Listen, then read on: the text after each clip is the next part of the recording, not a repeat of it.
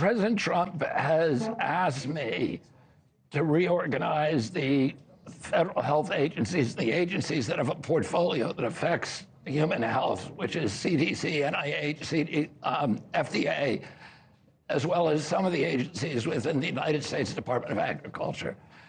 And he's asked me to clean up the corruption, number one. Number two, end the conflicts of interest, return those agencies to their rich tradition of gold standard, empirically based, evidence-based science, evidence-based medicine, and to end the chronic disease epidemic in this country. And he's asked me specifically to measurably reduce chronic disease in our children within 2 years. So let's deal with concerns about you and then concerns about him. The concern about you. There are people who will say you are an extremist and that they are concerned about what you would do with that kind of power in government. What do you say to people, whether it's about the vaccines or what they believe about you personally, that they have concerns about you, what you would do with that power? Yeah, I mean, I'm not a doctor. I'm not a scientist. I've written 5 best-selling books on public health, so I know, and I've litigated on public health for 40 years. And won some of the biggest lawsuits in our nation's history on public health issues. My job is to really, what I have an expertise in is addressing corruption. I've sued almost all of these agencies. I've sued FDA, CDC, NIH, FCC, the USDA, almost all these agencies. When you litigate against these agencies, you get a PhD in corporate capture and how to unravel it. So my portfolio and my charge is going to be to end the corruption of those agencies and let them do real science again, and then not to impose my personal choices or beliefs on the American people, but give them information that they can make their beliefs. We're a free country. People ought to have a choice about their own health, and they ought to have the best knowledge, and we ought to be the healthiest country. Now, hey, thanks for watching. Go to joinnn.com to find News Nation on your screen. And don't forget, click the red subscribe button below to get more of News Nation's fact-driven, unbiased coverage. Let's bring in Dr. Redfield right now. It's good to see you, Bob, as always. Thank you for being with me. Thanks for having me, Chris. Glad to be here. So let's deal with the past, and then we'll get to the present. Why do you have a level of confidence that you can work with Bobby and be part of Trumpland and get anything done? Well, I think you set it up. You know, the real issue for me is the opportunity to transform our health system, which right now is a disease system, to a health system to try to make America healthy again. We lost over 1 million people from COVID. And the reason we did is we're a very unhealthy nation right now. Probably more than 40% of our nation has obesity or prediabetes or hypertension. And it really is time to focus on health, which the target is to go after chronic disease and more effectively manage it on the one end, and on the earlier end, really put a variety of preventive steps in to try to prevent chronic disease. And I think Kennedy is really passionate about this, about making America healthy again. And I think Kennedy finally deciding to partner with President Trump is an opportunity to really develop, you know, you use the term, and I agree with it. I think it's a moonshot opportunity to change our focus in healthcare from disease to health and health. Unpack a two-part question for me then. What gives you the confidence that Trump can marshal the discipline, the consistency, and the political skill to have an all-government initiative for you guys at home? That means every agency that has anything to do with children, health, the supply chain that goes into it, the clinical side, the regulations of those, all of it has to work together in this ambition. It's why Biden's idea of getting rid of cancer, it hasn't really wowed us in terms of its ability to do anything. It's a very hard task. And Trump's guys want to cut the CDC because they want to close the footprint of government. So how do you get a sense of confidence when you need so much and they want to cut what you have? Well, there's no doubt in order for this to happen, we need to have a very strong and robust and actually a very expanded capacity at an agency like CDC. My own view is that that Kennedy is really extremely passionate about this in particular. And I think, I reflect back on his uncle in 1962 when he said that we were going to have a man on the moon by the end of the decade. And of course, when he said that, we had no idea how to do that. We didn't have the science how to do it. Right. We didn't have political will how to do it. But somehow Kennedy saw that vision, and I always said, saw the possible, and then led our nation to act. And by 1969, we put a man on the moon. I think we're at the same stage for those of us that really believe that making America healthy again is possible. And I think Kennedy's passion on this issue right now, combined with, I think, a commitment from the president when they've gotten together, this is a real opportunity. America, as I say, lost over 1 million people, from COVID, and you had other countries like Taiwan that lost less than 5,000 people. What was the difference? Is that we're just a sick nation, and it's time for our children. And I have 14 grandchildren now. It's time for our children, and it's time for even those of us that are older. We really have to turn around what the major impact of our health system right now, which is this enormous epidemic we have of chronic disease. And I just think it's very believable. I'm in my 70s now. I probably got another 10 or 15 years of productive life as a doctor. I'd like to finally see us change the focus to health. And that's why I teamed up with Kennedy, because I think he's passionate about, he believes in this. And the most important thing about him and this issue is he believes it can be done. If you don't believe it can be done, we should stay on the sidelines. Hey, thanks for watching. Go to joinnn.com to find News Nation on your screen. And don't forget, click the red subscribe button below to get more of News Nation's fact-driven, unbiased coverage. And what President Trump said to me is, he said, last time in 2016, I came into office and I had no idea how to govern. And I was immediately surrounded the day after the election with all these big corporate people and corporate lobbyists. And they said, appoint this guy, appoint that guy. And he said, I did it. And they were a bunch of bad people. That was, how he says bad people. Yes. Well, that's what he said. People like John Bolton and the head of NSA and all of these other people, corporate lobbyists who came in and ran our agencies, which I was a huge critic of. And he said, I'm not doing that this time. I care about my legacy. I want to leave a country that's healthier. This is an existential threat to the American people.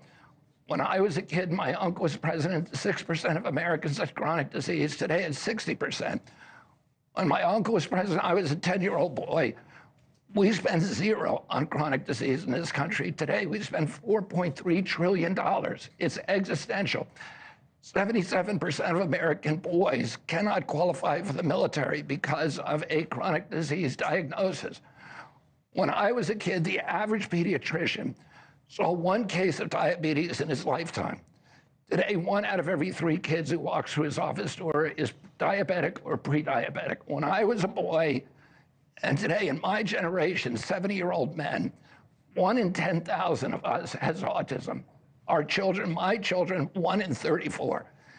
In California, 1 in 22. This is an existential threat to our country.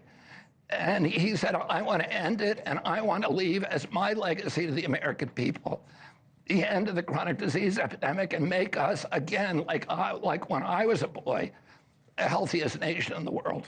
I have a question. Go ahead. I'm confused about the détente with you and Trump. I'm confused. Befuddled. My wife is very confused about it, too.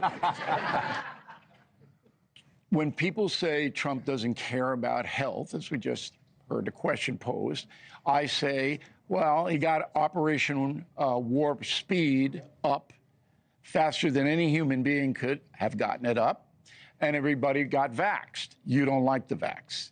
So how does that work? Trump got the vax, government mandated the vax, you don't like the vax. How did you bridge that gulf? Well, one of the things that President Trump said to me when I began my meetings, I said, there's a lot of things that I don't agree with you on. And he said, I don't care about that. He said, we agree on the key things. And the three things that we agreed on was one, ending the addiction to foreign wars. Number two, ending the surveillance and censorship and protecting the Constitution and the Bill of Rights. And number three, ending the chronic disease epidemic. And he said, you can go ahead and criticize me, and I'm going to criticize you. He criticized me the other day publicly again and again. And that's why he's ahead in the polls. You know that. Right. And I think that's a great thing. He wants a Big Ten. Hey, thanks for watching. Go to joinnn.com to find News Nation on your screen. And don't forget, click the red subscribe button below to get more of News Nation's fact-driven, unbiased coverage. To me, and I gladly stand up next to you and defend her still today. 'Cause there ain't no doubt I love this land. God bless the USA.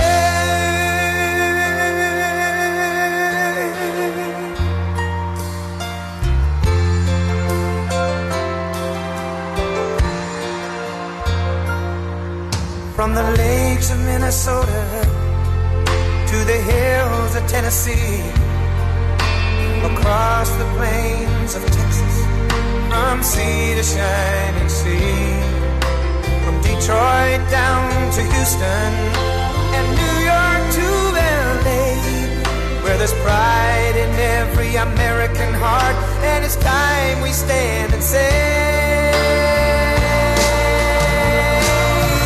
that I'm proud to be an American, where at least I know I'm free, and I won't forget the men who died, who gave that right to me, and I gladly stand up next to you and defend her still today, 'cause there ain't no doubt I love this land.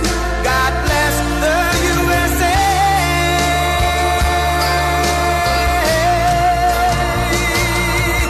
And I'm proud to be an American, where at least I know I'm free, and I won't forget the men who died, who gave that right to me, and I gladly stand up next to you and defend her still today, 'cause there ain't no doubt I love this land. God bless the USA.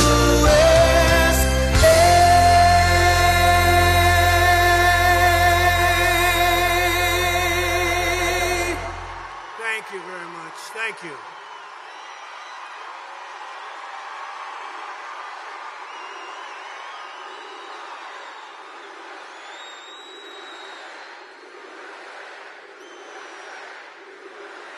Thank you very much, everybody. And I have to begin by saying 250 million Americans are not garbage.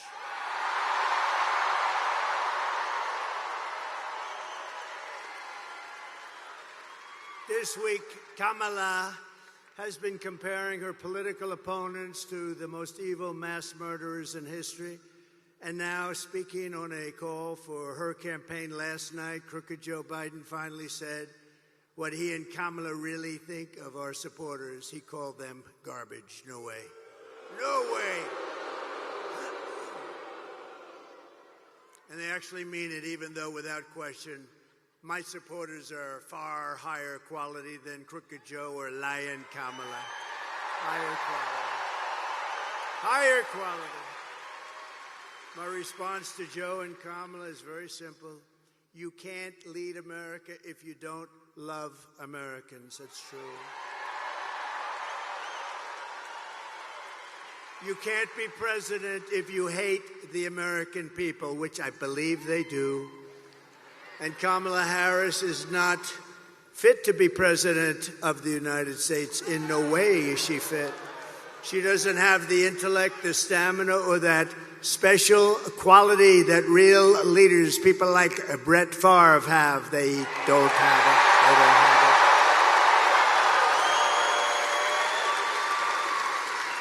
it. They don't have what he's got. Few people do, to be honest with you. Joe Biden's comments were the direct result of Kamala's decision to portray everyone who isn't voting for her, which is a lot of people, as evil and subhuman. And we know it's really what they believe, because look at how they've treated you. They treat you like garbage. They treat our whole country like garbage, with open borders, with all of the horrible things they've done to hurt our country, inflation that should have never happened, allowing Russia to go into Ukraine, October 7th in Israel. All of these things would have never happened if you had a different president.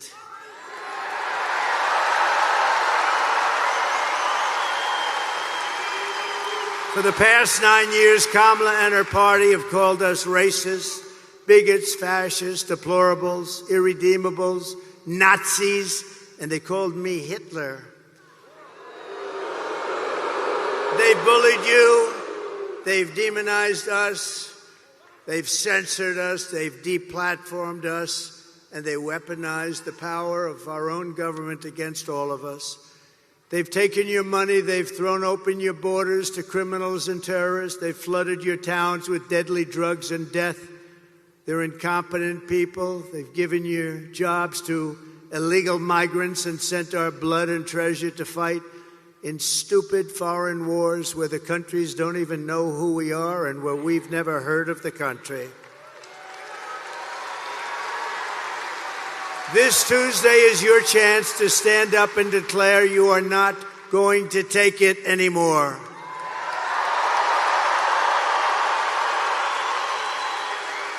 Six days from now, we can turn the page forever on this failed and corrupt administration. It's a corrupt administration, you do know that.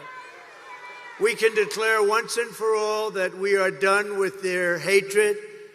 We're done with their hysteria. We're done with their hoaxing, lying, cheating, scheming, plundering, and stealing. Oh, they steal.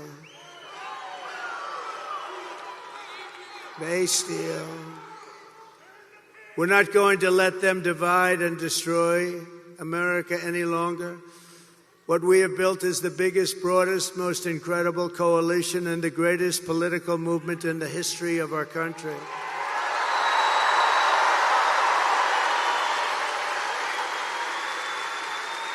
It's made up of hardworking men and women who make this country run, who really built this country. Originally, we have brought together veterans and union members, soldiers and steel workers, farmers and auto workers, and patriotic moms and dads of every race, religion, color, and creed.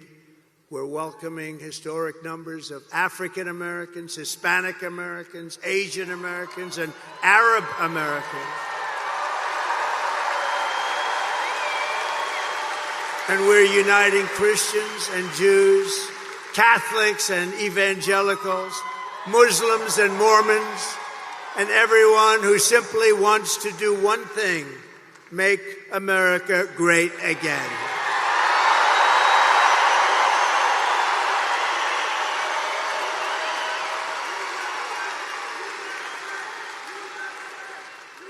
Thank you.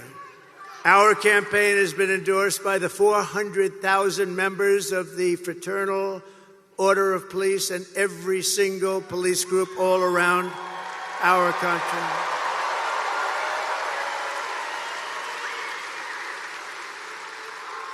It's been endorsed by the Border Patrol. We have the greatest people, that Border Patrol.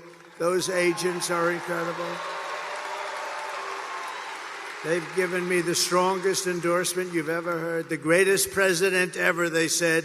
And they said, she is the worst person we've ever worked for. She, in 4 years, never called us one time about the border. And it's destroying our country, the border.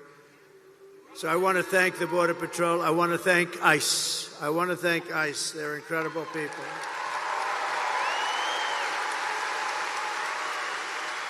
We've been supported by the rank and file membership of the Teamsters, 62%. Think of that. By our beautiful and very brilliant Elon Musk. Do we love Elon?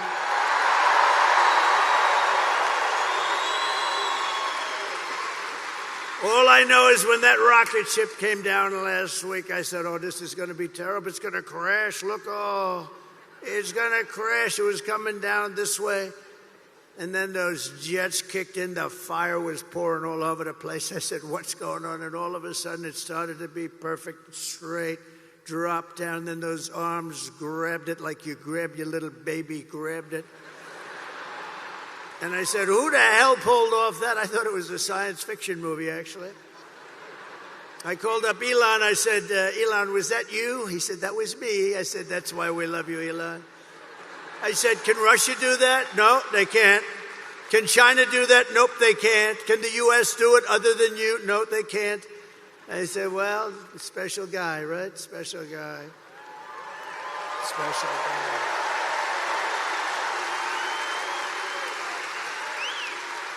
And we're endorsed also by a very brilliant and wonderful man, and it took a lot of courage for him to do this. As you know, their family's slightly Democrat for the last long period of time. RFK Jr., Robert F. Kennedy.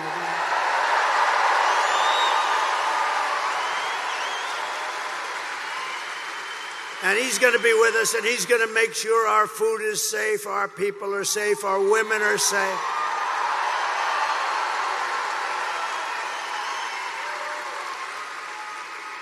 The only thing I don't think I'm going to have him get involved with too much is the liquid gold under our feet. I want to say, look, Bobby, we got a lot of liquid gold, and I like it better than he does, but I'm going to give him a lot. Just take care of everybody's health, and he'll do a great job of it. He's really a very special guy, special.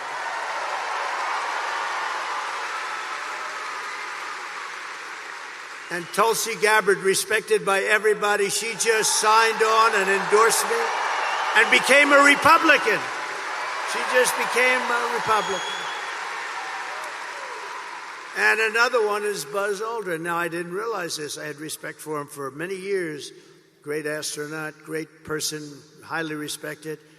And I said, you know, he'd be good, but what's the big deal with Buzz? They said, sir, he just endorsed you, and he's never done that before. Wow. I said, listen, I want to mention his name.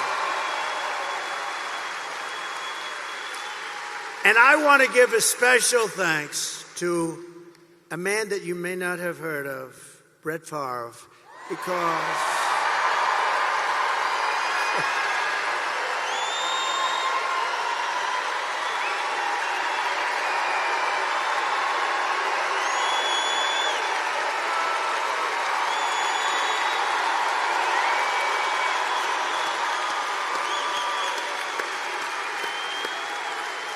and his great family. What a beautiful boy, what a beautiful family. But this is a special guy. Man, does he have a hand, you know? This guy shook my hand. His fingers are like sausages. No wonder he can throw the ball so hard. There was nobody like him, really. I've watched him throw those 500-yard games like it was nothing. He was flinging it. He didn't throw it, he flung it, right? Thank you, Brett. What a great honor. What a great champion. What a great champion. And what a beautiful boy and family. Incredible wife. Thank you, darling, very much. Great honor to have you. Thank you, Brett. And I came in, I went on to play, and I'm watching, and I heard him get applause. And I'm a little upset because I think he got bigger applause than me, and I'm not happy. He got bigger than me. Thank you, Brett. Thank you, everybody. Isn't it an honor to have him? That's unbelievable.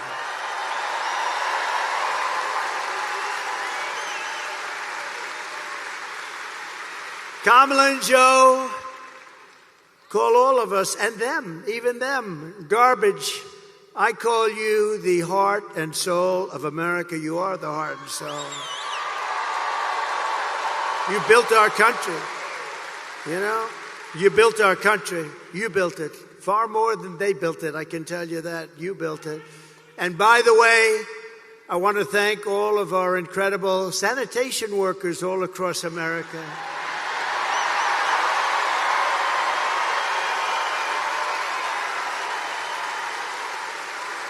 Because they work hard, they really do work hard. And they do an incredible job, and they don't get the credit they deserve, like our police, like our firefighters like so many others. They don't get the credit, but everybody knows we love them, and everybody knows they deserve the credit, and they will get the credit. And with us, we appreciate them. With the help of everyone here today, on November 5th, we're going to bring back our country, and we're going to bring it to levels of greatness that nobody actually thought even possible. So we're going to do that. November 5th is going to be the most important day in the history of our country. I believe that because we are in a country right now that's in serious decline, and we're not going to let the country decline. We're in a failing country. We're in a country that's being laughed at all over the world by other leaders. They laugh at our leaders. We're not going to let that happen anymore. That didn't happen 4 years ago. So while we're running a campaign of solutions to save America, and America which they have virtually destroyed during their almost 4-year period of rule, Kamala Harris, a very low IQ individual, is running a campaign of hate, anger, and retribution. She spends all of her time complaining about everything, but does nothing about it. She talks about the border, but why didn't she do it 3.5 years ago? She talks about all these things. We're going to help the environment. Why didn't she do it? We had the best environment. By the way, we had the cleanest water and the cleanest air at any time in recorded history.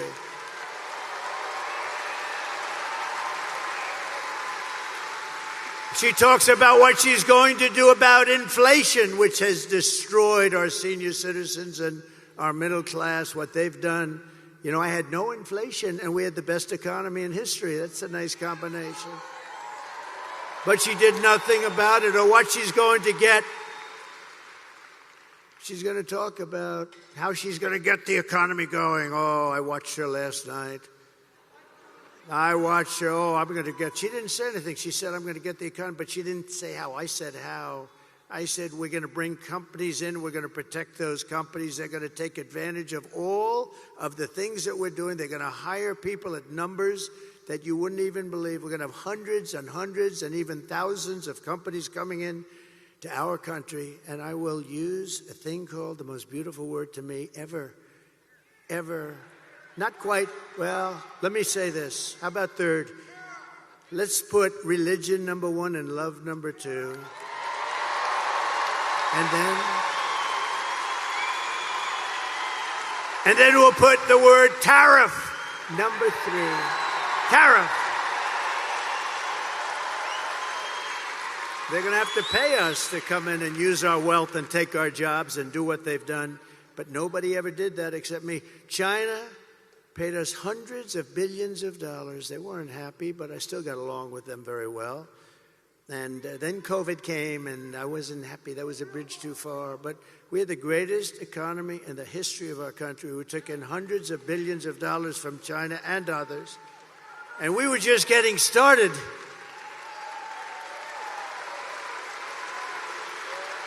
But remember this, Kamala and Crooked Joe head up the worst administration in the history of our country by far. He's the worst president in the history of the USA, and she is by far the worst vice president in the history of the USA. Remember, 5 months ago, they said you couldn't even think about using her. She's grossly incompetent, right?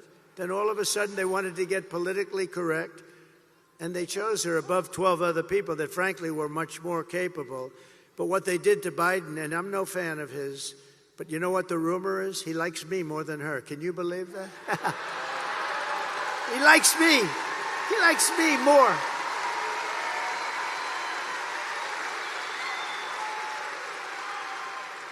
But their administration makes Jimmy Carter's administration look absolutely brilliant. And in all fairness to Jimmy, he didn't let 21 million people pour into our country with thousands and thousands of criminals and murderers and drug dealers, people from mental institutions. They're emptying out, think of this, they're emptying out mental institutions from all over the world, from the Congo in Africa. They're all over the world, from Asia. from the Middle East, from South America. They're emptying their jails. Think of that. They're emptying their jails. They're emptying their mental institutions and insane asylums into the United States of America, and these two stupid people allow it to happen. 13,000 plus murderers, many of them committed more than one murder, and they're walking around in our country free and clear to kill again, and they will. They'll kill many times.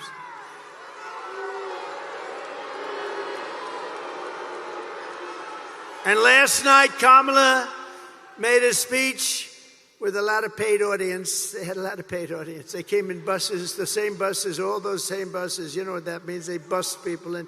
We didn't bust any people in here. We could have sold this place out 4 times.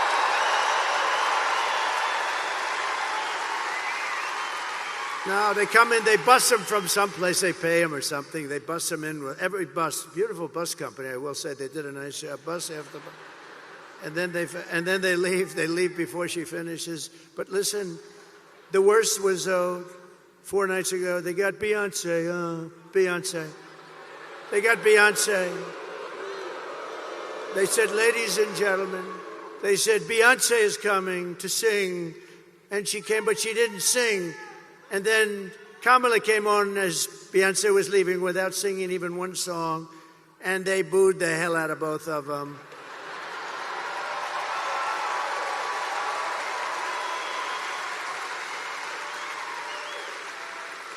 But we don't need Beyonce. We don't need anybody. All you got is me, and I don't have a guitar. I do not have a guitar.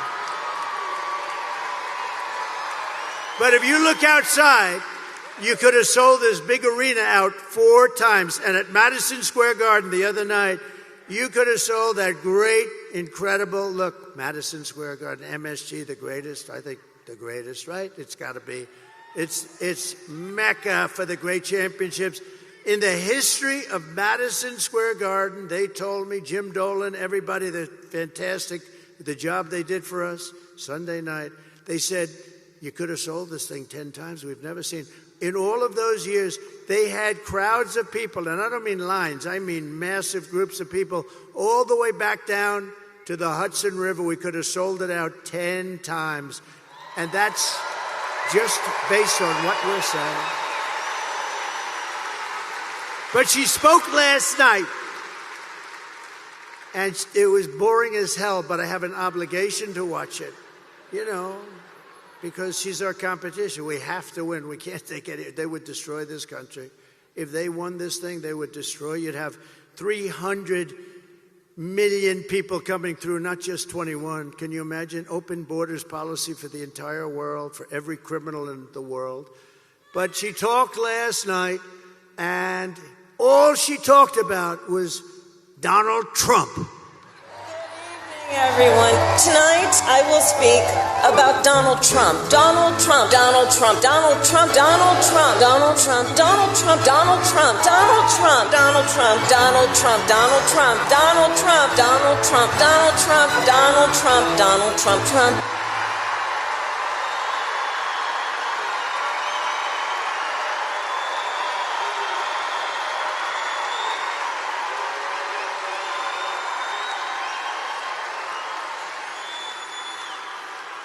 That's all she talked about, because she and Joe have absolutely no achievements. They only have failure and gloom and death. And death. Look at the death they've caused in Afghanistan. Look at that. Look at the death they've caused at our border. And you'll see that. You'll see that what they've done, they've been so bad, we have to get them the hell out fast. She suffers from a very serious disease known as Trump derangement syndrome. But many Democrats do. And you know why they do? Because we're winning. We're winning. We are winning.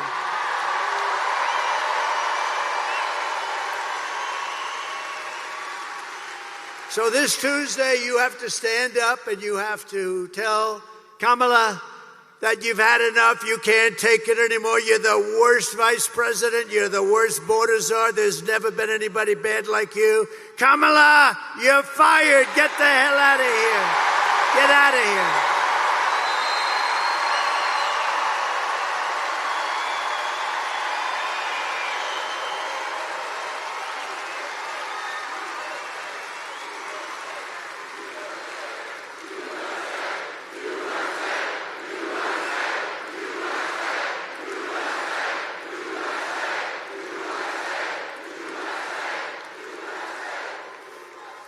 Thank you very much. So this outfit, you know, is when he called us all garbage. How stupid! What a stupid word. That blows deplorable away, don't you think? Of course, I thought irredeemable when she said deplorable or irredeemable. I thought irredeemable was actually worse, but deplorable seemed to catch up. But this garbage stuff blows it away. So I'm in this beautiful plane. I'm enjoying myself. Have a wonderful suit on.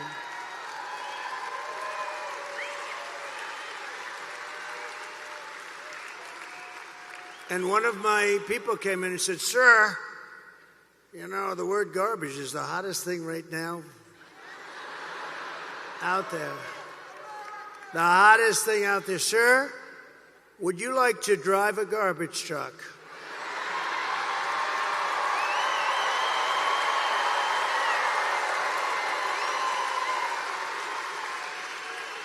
Now, we're about, 30 minutes from landing. We had to do this pretty quick. I said, "It's sort of cool, though, isn't it? Because, And I said, I think that's okay, but, I don't feel comfortable wearing a suit."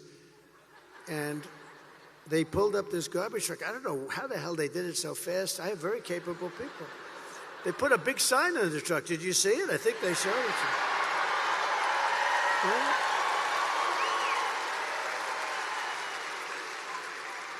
And then they said, "Sir, we have a vest." I said, "Well, should I leave my suit on and put it over the vest? But that doesn't look very good, right? That doesn't look good." So I said, "All right, look, let me take it off." And then I actually said, I climbed into the truck, but so I said, "How the hell do you get into this truck? It's way up high. It's a big one." This was a beauty. I said, "You didn't have to buy it that big, right? You have to get it that big?" They brought this brand new, gorgeous truck, wonderful driver. He looked like Cary Grant in his prime. You know who that is? This beautiful driver. And he drove that big thing up. And I said, "Man, this is bad, because now I have all the cameras are all watching. Look at all the fake news. They were, most of them.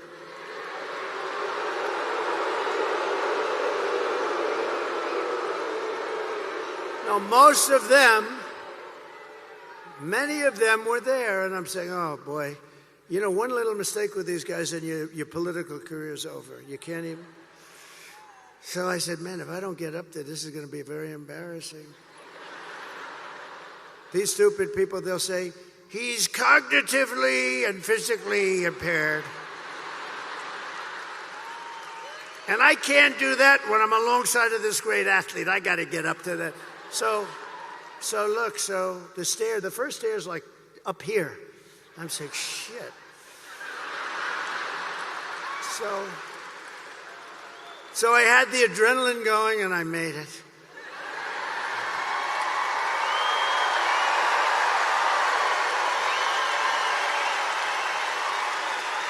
I made it.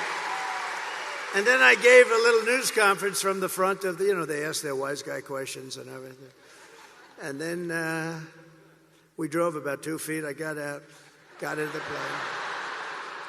And then I got in the car, and I'm driving over here, and I have this still on. And I come into the arena, and I say, "Where's my jacket? I want to get out of this thing." And they said, "It would be unbelievable if you could wear it on stage." I said,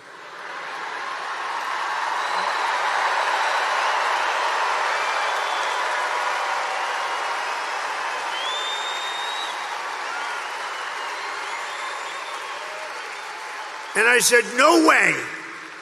I got 25,000 people standing outside. I got all these people here. There's no way I'm wearing it on stage. They said, "Oh, okay, sir." I said, "Get me my jacket." But if you did, it actually makes you look thinner. I said, "Oh." And they got me. I said, "I want to wear it on stage." When they said I look thinner, I said, "In that case, I'll wear it on stage."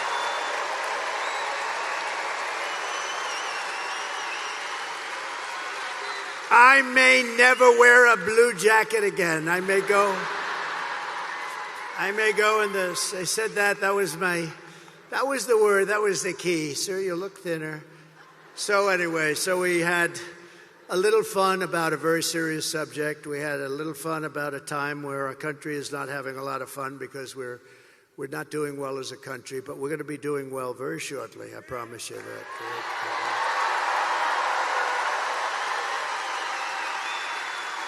And I guess you've been reading and seeing the news. It's big stuff. That's all they talk about now is the election. Boy, 6 days, 5 days. But we've set an all-time record in early voting, and the Republicans have set the highest record. They've never even come close.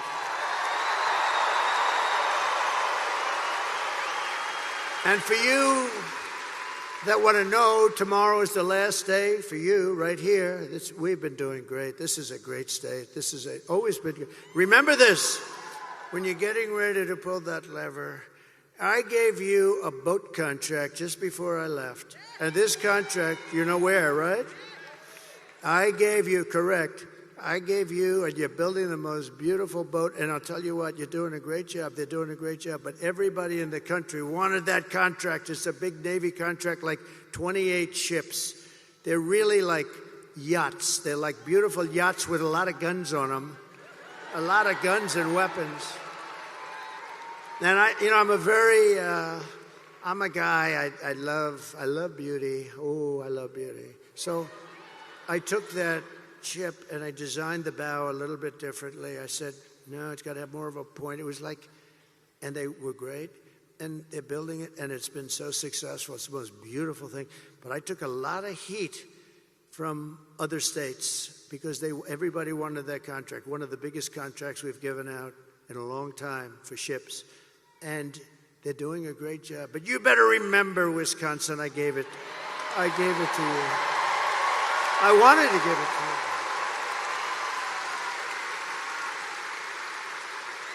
you. No, I'm a very visual person. You know, I'm very visual.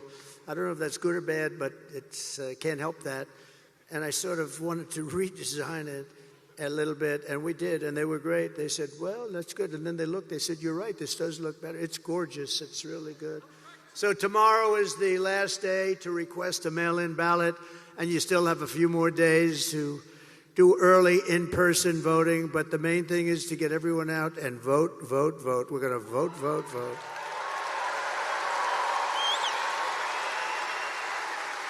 And you know, we've had tremendous crowds. I've been up here probably 4 or 5 times already. You got me working, Wisconsin. I mean, what the hell do I need this for, right?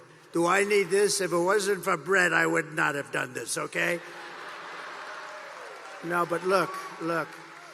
I've been up here 4 or 5 times. We had one area, small area, beautiful area actually, but small, and they wouldn't give us enough Secret Service.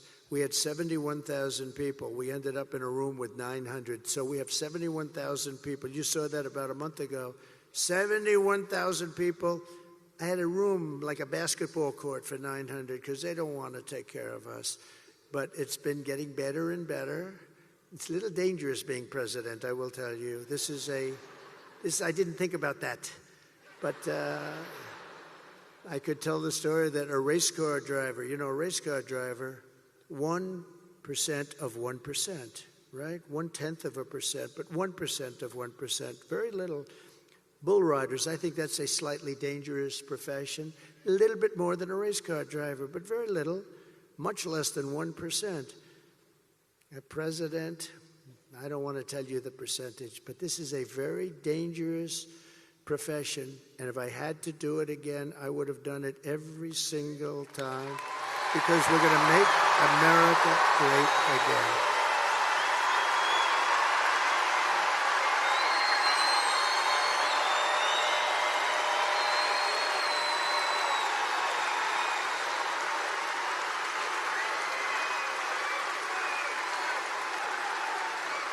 And if we win Wisconsin, I don't know if you know, it's very important. You're a very political state, actually.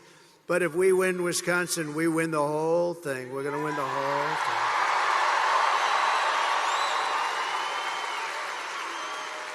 And we've always done well up here, so it's great, and we love it, and we love being here, actually. So together we're going to defeat Kamala Harris, and we're going to win back that beautiful White House, and it's going to happen very quickly. And if you think of it, Kamala Harris cast the deciding votes that launched the worst inflation in the history of our country. She cost the typical American family over $30,000 in higher prices, and now Kamala wants to raise the typical family's taxes by $3,000 a year. Congratulations. But if I win, we will rapidly defeat inflation, and I will make America affordable again. We're going to make it affordable. We got to bring those costs down. They call it groceries. Bacon, lettuce, tomato, everything is so much higher than it ever was. And we're going to bring that down. And we're going to do it very simply.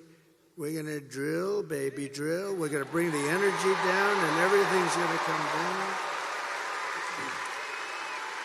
I will massively cut taxes for workers and small businesses all over the country. And we're going to have something that really has turned out to be quite good. You know, in Nevada, we're winning. In Arizona, we're winning by a lot. We just got I won't tell you which ones, but in certain states, they've already pulled their advertising because they don't want to waste it. We're so far ahead.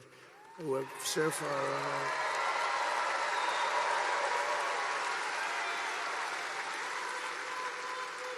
So we're going to get the taxes down and she's raising your taxes, remember that. Everything she says is a lie. She lies. If I say, look, you all know I'm a big fracker, okay?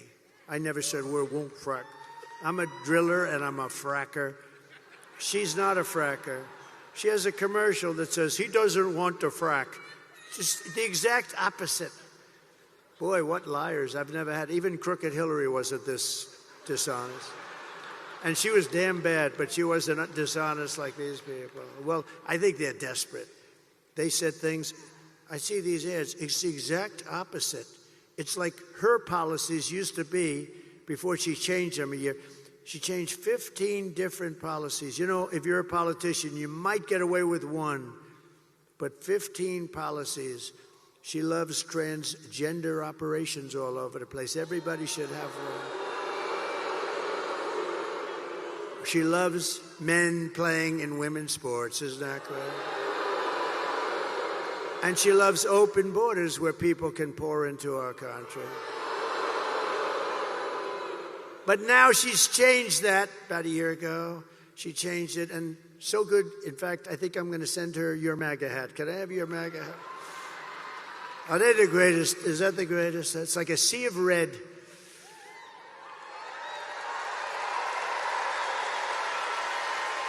Except for Elon. Elon had the black hat, right? And I didn't even know we had a black hat. And he shows up in a black hat, Make America, and the letters were black. It was very subdued. And I said, Elon, where'd you get that hat? He said, it's dark MAGA. He called it dark MAGA. And he wore it. He wore it to Butler. He wore it in Pennsylvania, one of the great nights. We had 107,000 people show up for Corey, the firefighter. Butler, PA. And Elon wore it, and he had such a good, he spends all the time in these labs and stuff. It's like crazy. And when he got out, he said, I've never seen anything like this. He had the black MAGA hat on. Here's the good news. I sold 10,000 of those hats over the next week. I didn't even know we had black hats. We sold 10. There was a run on black MAGA, dark MAGA. And Byron liked it too, didn't you, Byron? Huh? Byron liked it. Byron looked beautiful in it. Huh? He looks good in anything.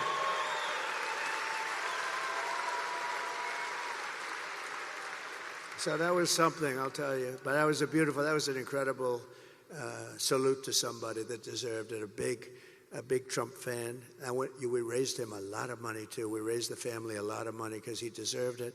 We have a man tonight. Maybe I'll introduce him really fast, just fast. He's a friend of mine, very successful guy.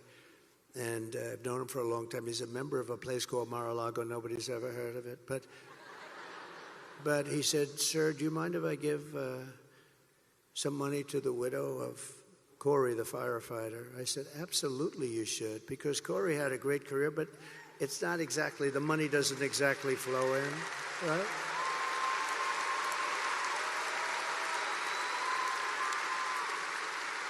So he hands me a check, and I didn't really look at it, just put it in my pocket. Then I got back home and I looked at it, $1 million. Dan, stand up, please. Stand up. What a nice thing.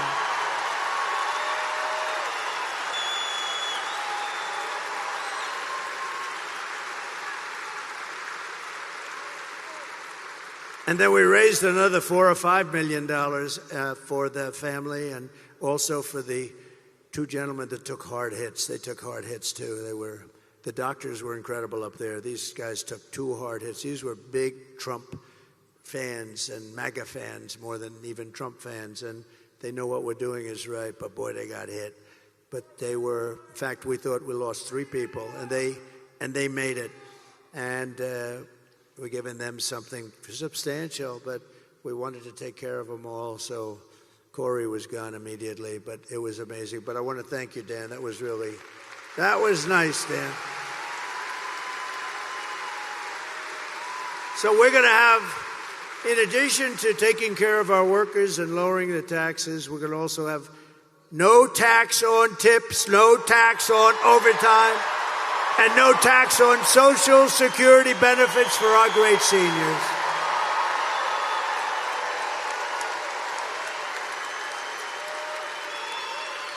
And I'm going to support a tax credit for family caregivers who take care of their parent or loved one.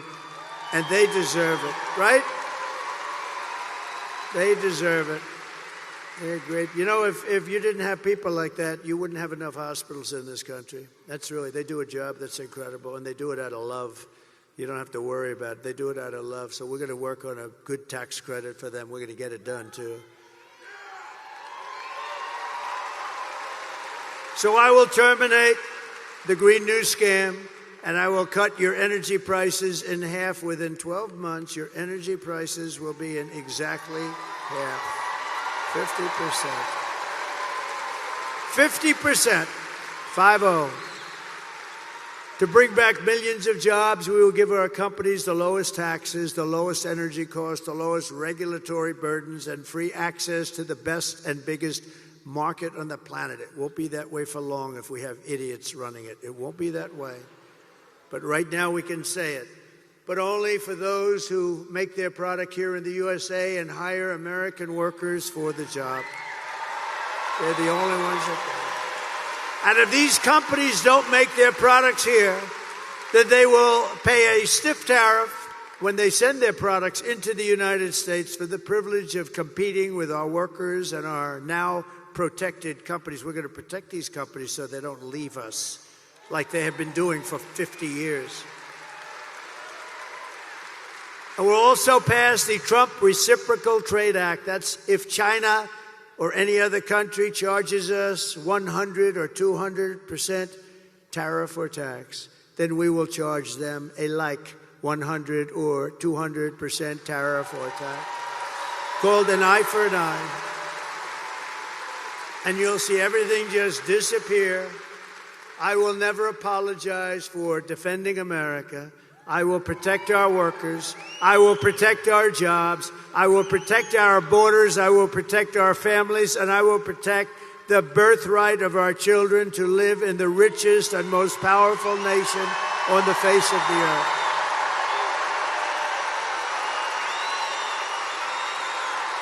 Thank you. Thank you.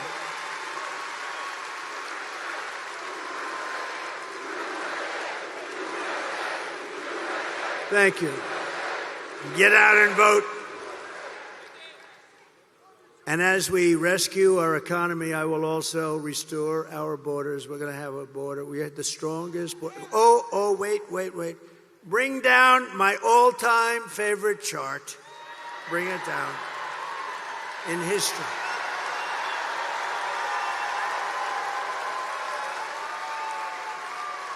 I love that chart. I wouldn't be here if it wasn't for that chart, if I didn't look over to the right. I wouldn't be here. I love that chart. Even if the numbers were lousy, I would love that chart. But the numbers are the best ever. So the arrow, the big red arrow on the bottom, that arrow.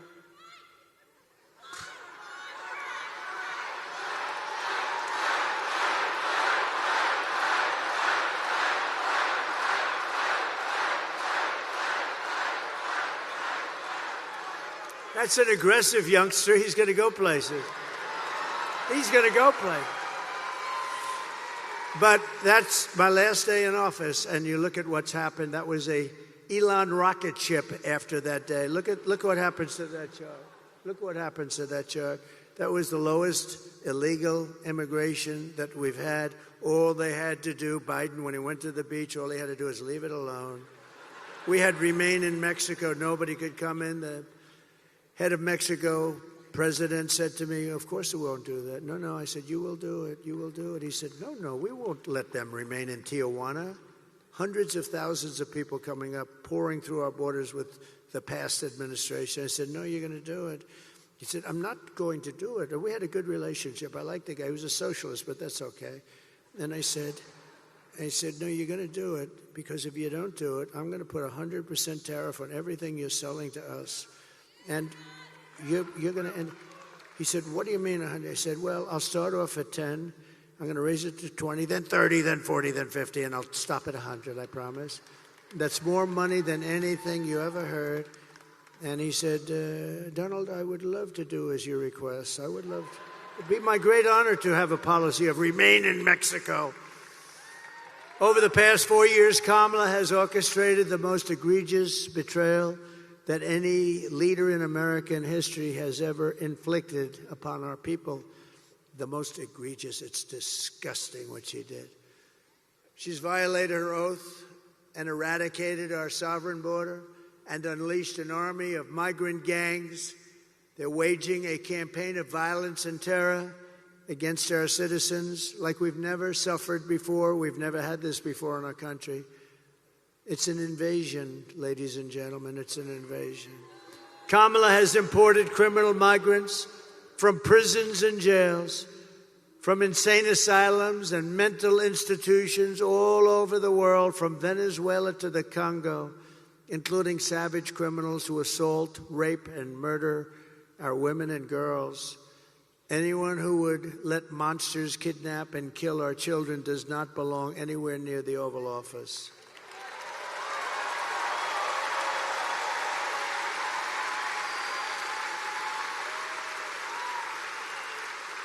And my people told me about 4 weeks ago, I was saying, no, I want to protect the people. I want to protect the women of our country. I want to protect the women. Sir, please don't say that. Why?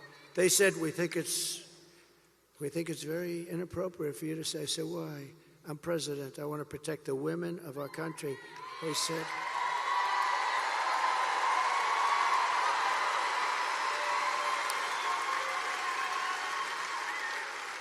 said, sir, I just think it's inappropriate for you to say. I pay these guys a lot of money. Can you believe it?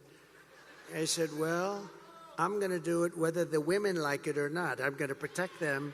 I'm going to protect them from migrants coming in. I'm going to protect them from foreign countries that want to hit us with missiles and lots of other things. Remember, for 4 years we had no war other than I defeated ISIS, but I defeated ISIS in... I felt like Brett Favre. I defeated ISIS in 4 weeks instead of 5 years, which they said it was going to take. Because we have a great military, we just didn't have any leadership at the top. I mean, in the office of the president, or even close to it. So I said, I'm going to defend and I'm going to protect women. I'm not going to let people go up to the suburbs or go into places where they live, whether it's suburbs or cities or farms. We're going to protect our women. At the border, we're going to protect our women. And also, we're going to protect our men and our children. We're going to protect everybody.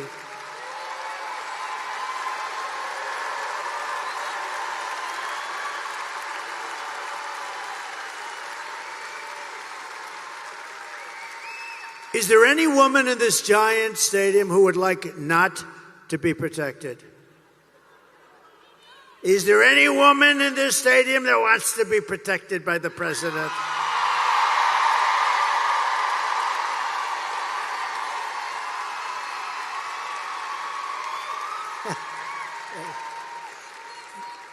I love these. You know, these women are from North Carolina. These women, they've been to 251 rallies. Look how beautiful they are.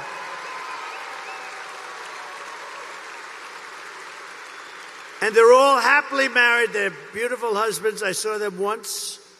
But, you know, I never see their husbands. I only see them. Look at them. They travel all over the country. This is at least a pretty close one. They go to California. They're incredible women. I think they have a good home life. I'm not exactly sure. No, their husbands are great, but I appreciate it. Yeah, it's like 251. Can you believe it? And we have front row Joes here, too. They've been to like 400. We got a lot of fun. It's good to see you. These are great people. They're patriots, I will tell you. And they're very successful people, very successful people. And we have Mr. Wall here someplace. He's great. He has the wall. I'm going to use that suit someday when I come out. But and it's representative. We've built 571 miles of wall on the southern border. And Mexico paid for it by supplying us with soldiers free of charge, more money than, because technically you can't get them to build the wall if you own the wall, which unfortunately we couldn't work out, but I did better. We got their soldiers and they protected us while we were building it, and they still protect us to a certain extent. So I want to thank, we've had a good relationship with Mexico, but they're going to have to do a better job. We're losing much more than 100,000 people a year to fentanyl coming in from China and then through Mexico. We're going to talk to Mexico very early in our discussions. We're maybe like the first day, one of the very first calls I'm going to make, because we cannot let fentanyl come into our country. Can't let it come in. And I'm talking to China, too. I'll call President Xi. We had a deal, President Xi and I, and then we had the whole thing come in with the China virus, right? But we had a deal with President Xi. He was going to give the death penalty to anybody producing fentanyl and sending it into the United States. But, of course, when Biden took over, it didn't mean anything. Just like the Abraham Accords, we had 4 countries. I would have had that filled. We would have had peace in the Middle East. They didn't do anything. They just sat there with it. So, you know, we'll get it all taken care of as soon as we get in. But today I want you to hear directly from a mother whose world was absolutely shattered. This is a sad thing. I've had it for one day, and everybody that's seen it, they end up crying. Strong, tough guys, they end up crying. It's so sad, and it's emblematic of what's happening in our country. By thousands and thousands of people are being killed. This was a young, beautiful girl. Please watch. Sunday night, I asked her to not stay up super late because of her coming to work with me in the morning first to do her summer school. She said, okay. I told her good night and I love you.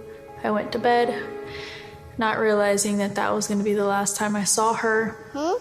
We're best friends. Yeah. We're going to shake it again. I woke up to notice she wasn't in her bed. I'm in my heart trying not to lose my mind because I don't know where she is. I finally remembered her phone had a location on, and her phone was pinging just 2 minutes down the road, right behind the skate park. I start driving to the direction the phone was being pinged at, and I see a couple cop cars with lights on. I see yellow tape. And immediately my heart drops and sinks to the bottom of my stomach.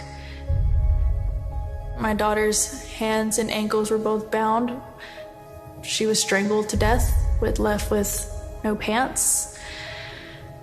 And I know in my heart, she fought incredibly hard. She was not going down without a fight.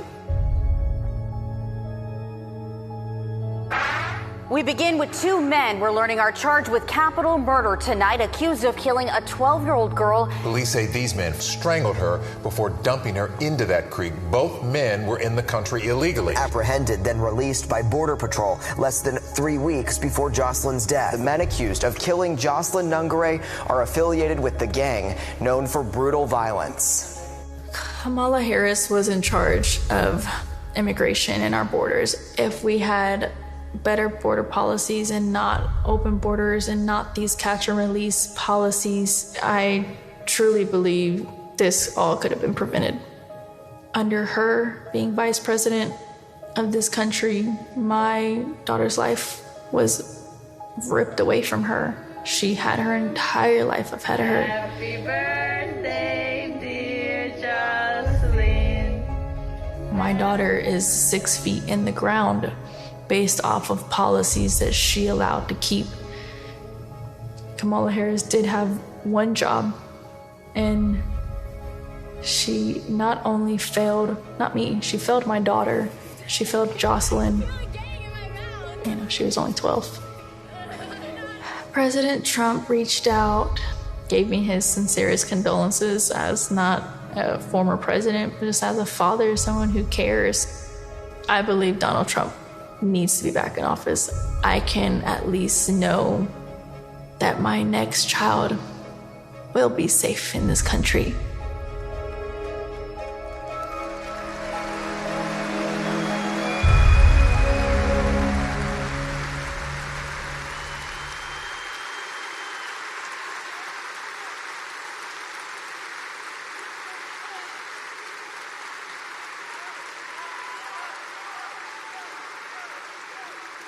This is what we're letting into our country, and this is times thousands, all different forms, all different ages, but by thousands and thousands of people are being killed and being mutilated.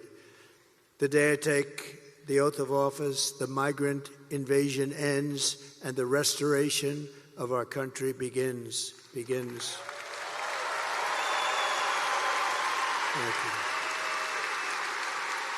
The savages charged with brutalizing and murdering precious Jocelyn are members of the same vicious Venezuelan prison gang, Tren de Aragua, that's taking over apartment complexes and unleashing violent killing sprees all over America. They took over, as you know, in Colorado, Aurora, Colorado. They took over a big section, apartment complexes and others. And they're all over the country. They're even in Times Square in New York City now. And we're getting them the hell out. Take a look.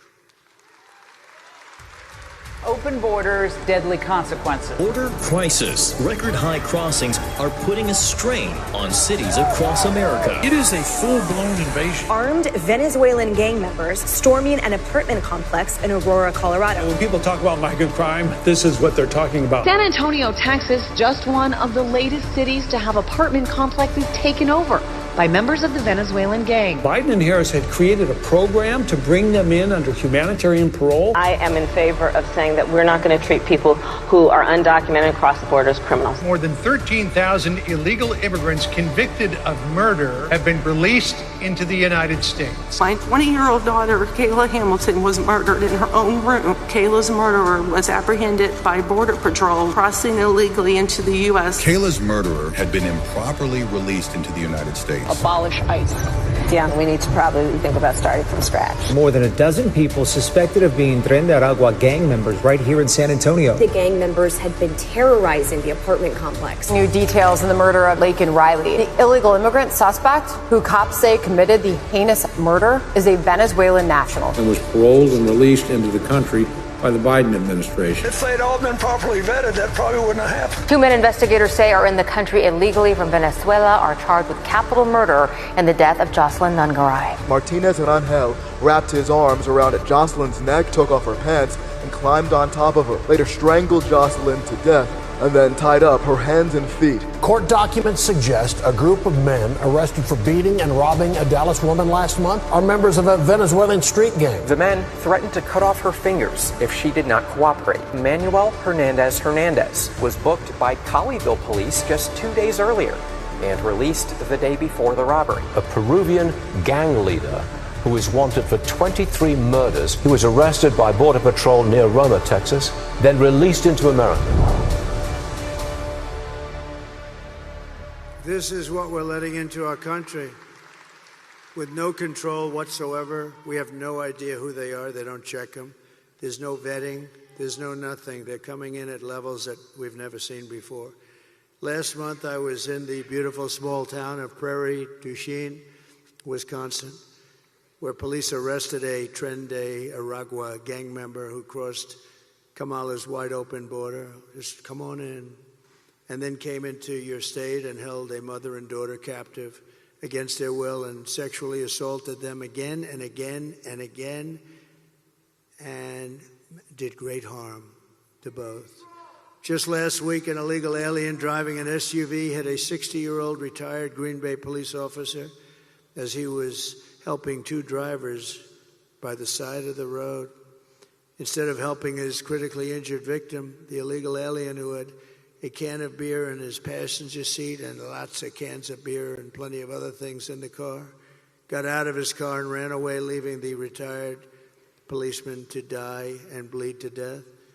We're praying for his family. The United States is now an occupied country, but it will soon be an occupied country no longer.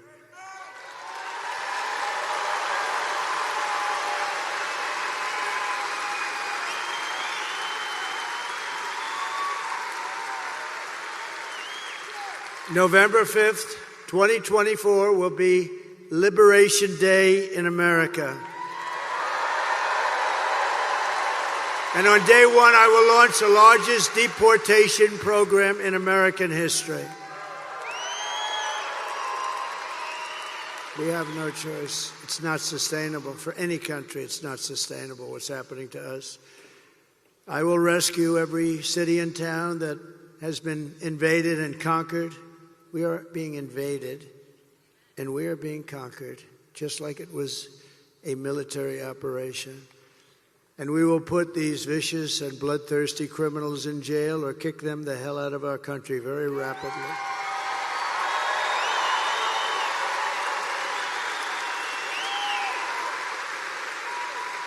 To expedite removals of Tren de Aragua and other savage gangs, I will invoke the Alien Enemies Act of 1798. Can you believe 1798?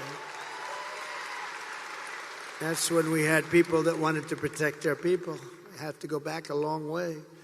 To target and dismantle every migrant criminal network, and every single one of them operating on American soil. And there are many.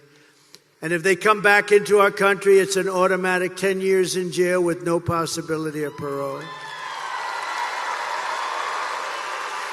And I am hereby calling for the death penalty for any migrant that kills an American citizen or a law enforcement officer.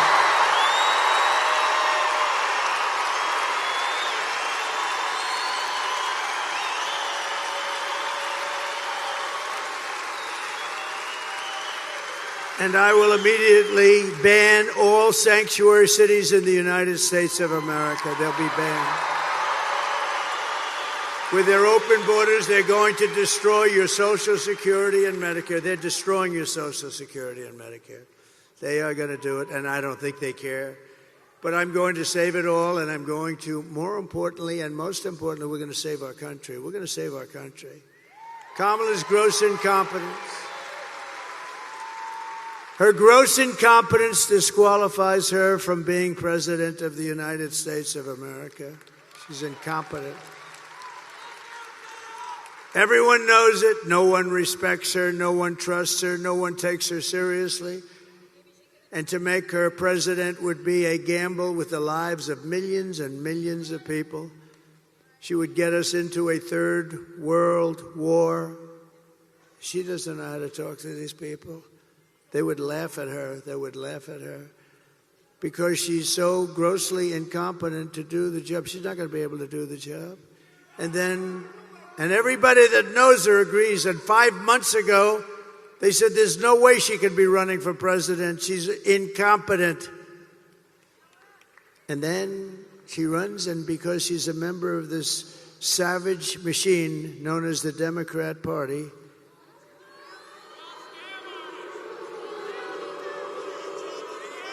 and then all of your sons and daughters will end up getting drafted to fight these endless wars that we've been in. I've gotten us out of so many. I was the only president, think of this, in 82 years not to start a war. We dealt with peace through strength. Our enemies are laughing at her. If we win, America will be feared and respect it again. Fear it's okay. On issue after issue, Kamala broke it, and I will fix it. I will fix it, and I'll fix it fast. On top of it all, Kamala says that she would not do one thing differently from crooked Joe Biden, which in itself is disqualifying. I wouldn't do one thing differently. Take a look, please. Would you have done something differently than President Biden during the past 4 years? There is not a thing that comes to mind. I stood there on the tarmac watching you check your watch. The chaotic and deadly U.S. evacuation from Afghanistan stunned Americans and the world and cost the lives of 13 U.S. soldiers. Would you have done something differently? There is not a thing that comes to mind. More than 13,000 illegal immigrants convicted of murder have been caught at the border and then released into the United States. An Afghan national is in custody today after being accused of plotting an election day terrorist attack. The suspect entered the U.S. on a special immigrant visa. Gut-wrenching new details in the murder of Georgia nursing student Laken Riley. The illegal immigrant suspect, who cops say committed the heinous murder, is a Venezuelan national who crossed the unsecured southern border back in 2022. 2 men investigators say are in the country illegally from Venezuela are charged with capital murder in the death of Jocelyn Nungaray. A fifth illegal immigrant accused of attacking 2 New York City police officers over the weekend showed no remorse or regret. Would you have done something differently? There is not a thing that comes to mind. Only 18% say the economy is in excellent or good condition. US inflation has hit a new 40-year high, increasing by 9.1% over the financial year. Authorities saying Tren de Aragua, which has been linked with more than 100 criminal investigations here in the U.S., has now been found operating its criminal enterprise in apartment complexes. Were you the last person in the room? Yes.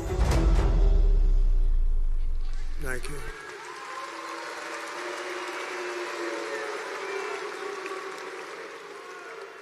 And our country is rated 87% wrong track. You know what that means? Wrong track. We're in the wrong track.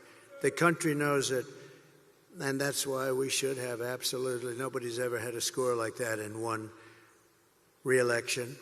Nobody's ever. And she's a part of Biden. Remember, she's trying to disassociate from him so badly. She doesn't know what to do. She's torn. She doesn't know what to do. She's a part of that whole mess that we have in Washington.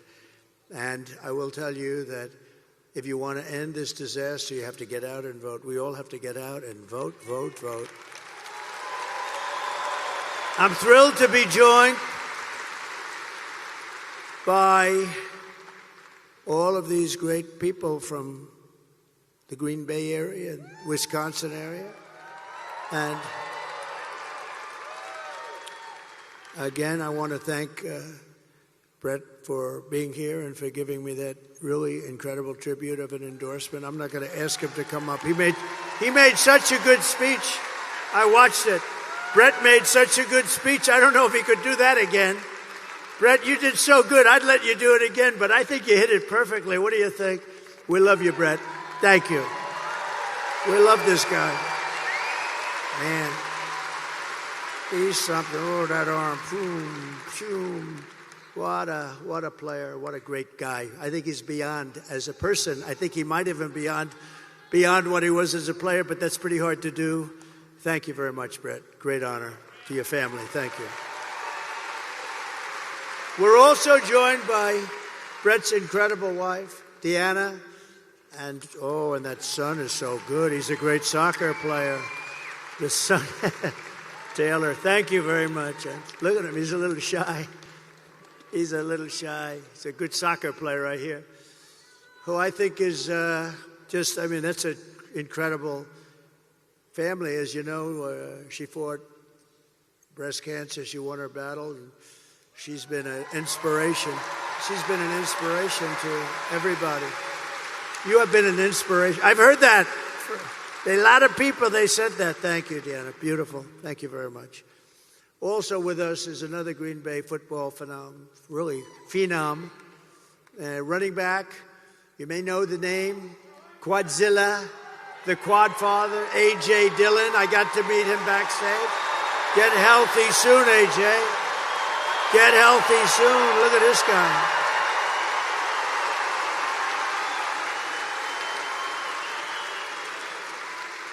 I met AJ backstage. I said, this guy is a seriously good-looking athlete. We're going to watch you get better soon. You're going to be in good shape, I think. I hear great. Thank you, AJ, very much. I'd also like to thank a friend of mine for being just a great senator. Very simple. And just a fantastic person, Ron Johnson, Senator Ron Johnson.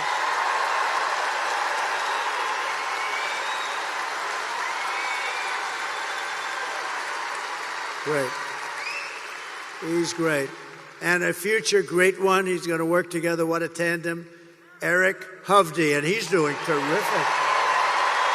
Eric, you are doing well. Well, he has my complete and total endorsement, and you're doing well. I saw you're up in the polls like winning. You're winning. That's what we want. That's the guy. Tammy Baldwin is terrible, by the way. And a friend of mine, he said a long time ago, sir, 2016, he said, sir, don't come up here, sir. You can't win here. You can't win. It's a tough state. Don't come up. Tommy Thompson, right? But don't come up, sir. And I said, what do you mean, Tommy? Just don't come up.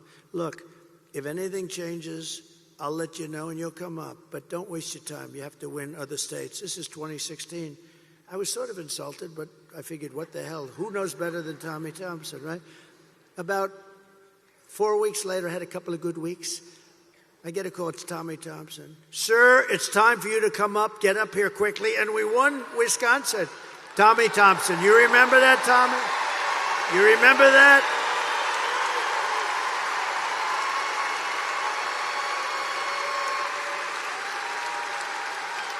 You remember that, Tommy? He didn't want me to come up. Then he says, sir, get your ass up here, sir. You're doing good. That's great, Tommy. Thank you. You've been a great friend of mine, actually. And we're doing well now. We're really rocking here, right? They're doing well. Thank you very much. All of you, thank you very much. And House Majority Whip, a highly respected man, a powerful man in Washington, but respected by everybody, Tom Emmer from Minnesota. Thank you. He's a Majority Whip. Majority Whip. That's big stuff. Thank you, Tom, very much. And Representatives Tom, Tiffany, my friend, and Glenn Grothman. Thank you, Tom. Thank you, Glenn. Really great, great congressmen and warriors. They're both warriors. And we have another warrior, Byron Donalds. He's my great warrior, too.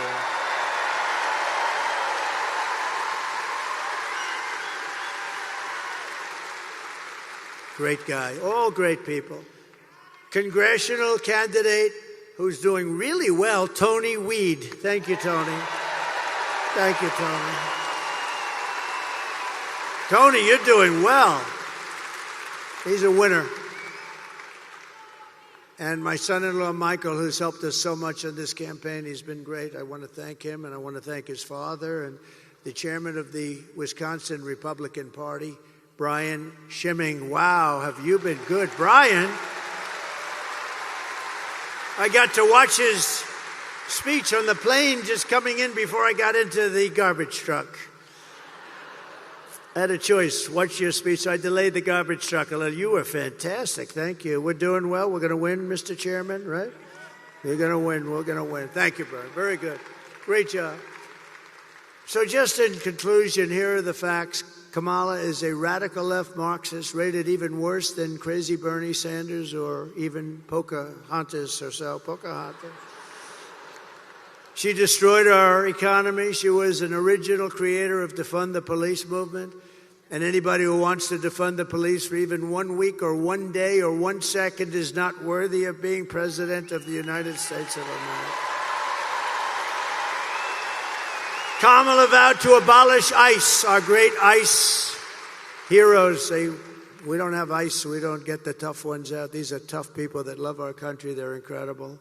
And as California Attorney General, she redefined child sex trafficking, assault with a deadly weapon, and rape of an unconscious person as totally nonviolent crimes. Oh, that's nice.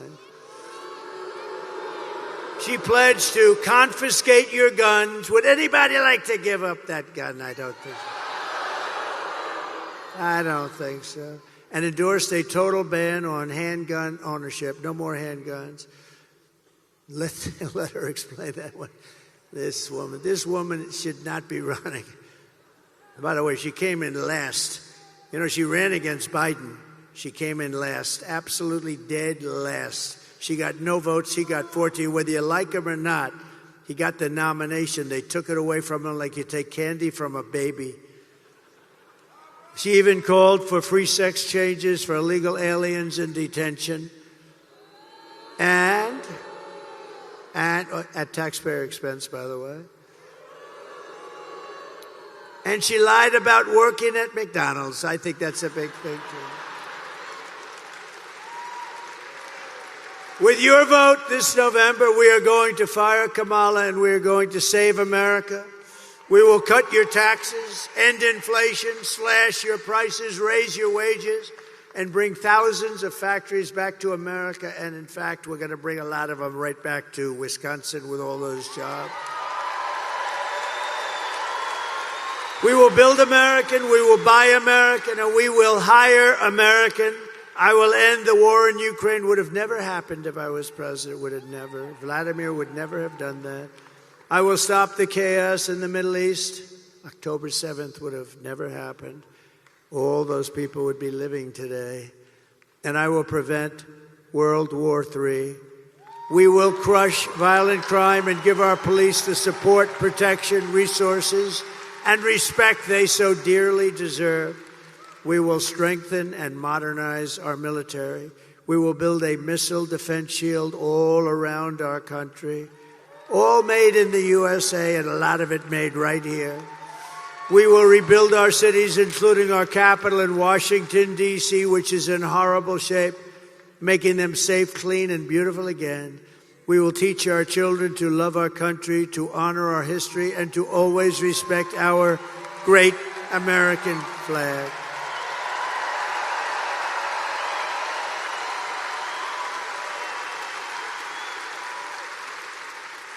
And we will put in legislation anybody burning the American flag 1 year in jail.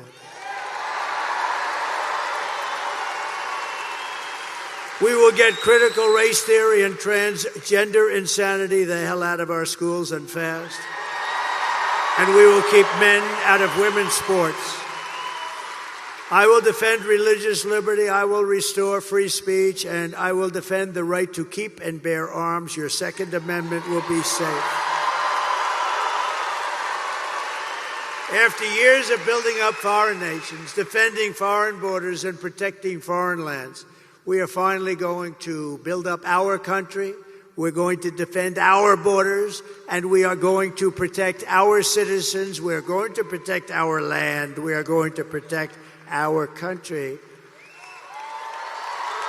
And we will stop illegal immigration once and for all. We will not be invaded. We will not be occupied. We will not be overrun. We will not be conquered. We will be a free and proud nation once again.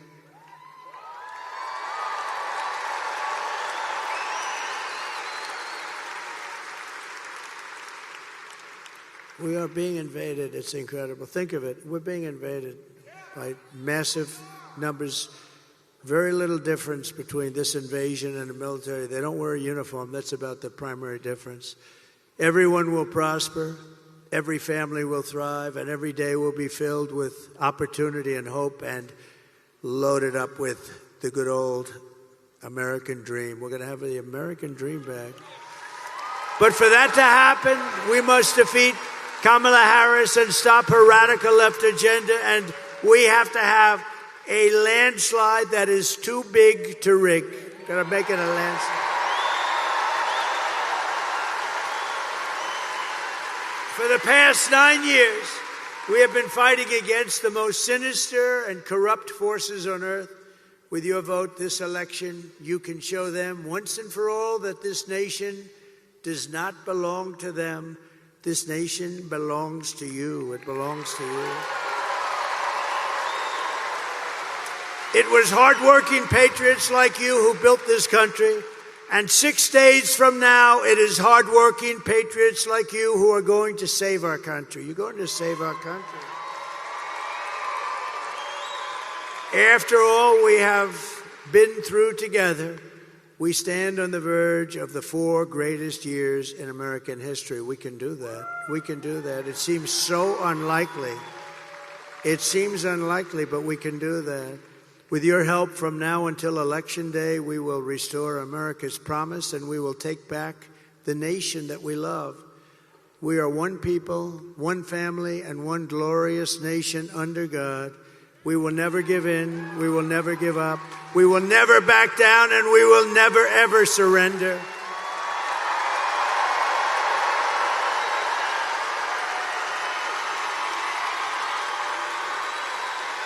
Together we will fight, fight, fight, and we will win, win, win.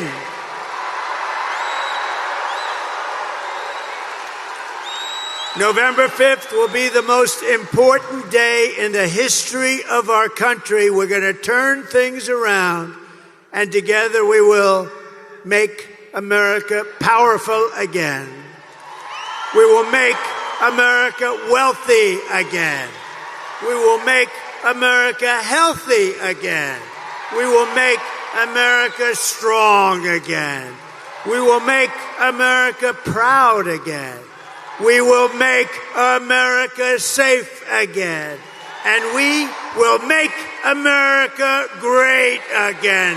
Thank you very much. Thank you, Wisconsin. God bless you all. God bless you all. Thank you.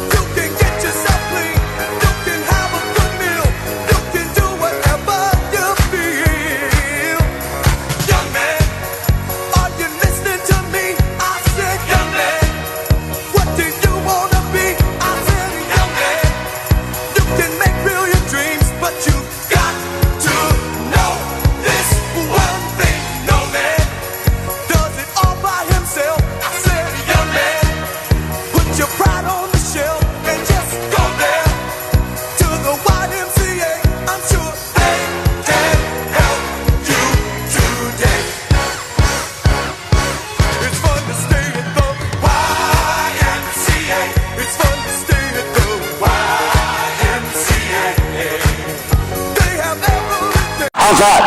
All right, good evening, everyone. Welcome. It's going to be a wonderful evening here tonight. What a great crowd. So I'm Lloyd Smucker, and it's an honor of mine to represent this area of Pennsylvania 11th District, which includes Lancaster County and some of York County. How many of you are ready to elect Donald J. Trump as President of the United States in just 12 days?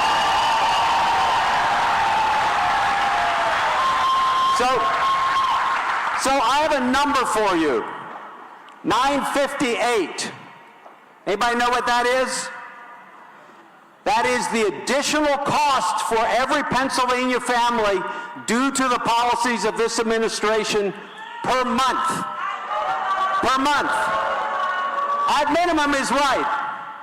How many of you can afford 4 more years of the Harris-Biden policies?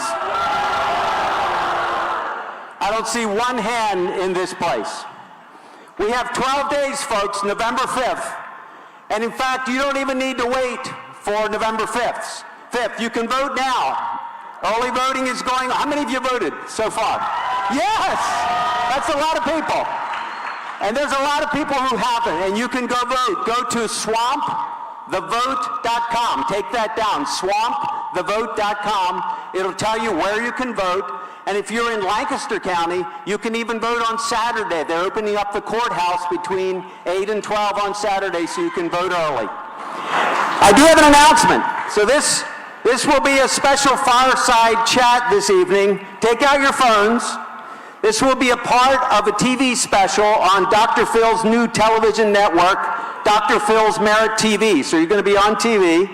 And if you want to watch it, when it airs next week, you can text 59627.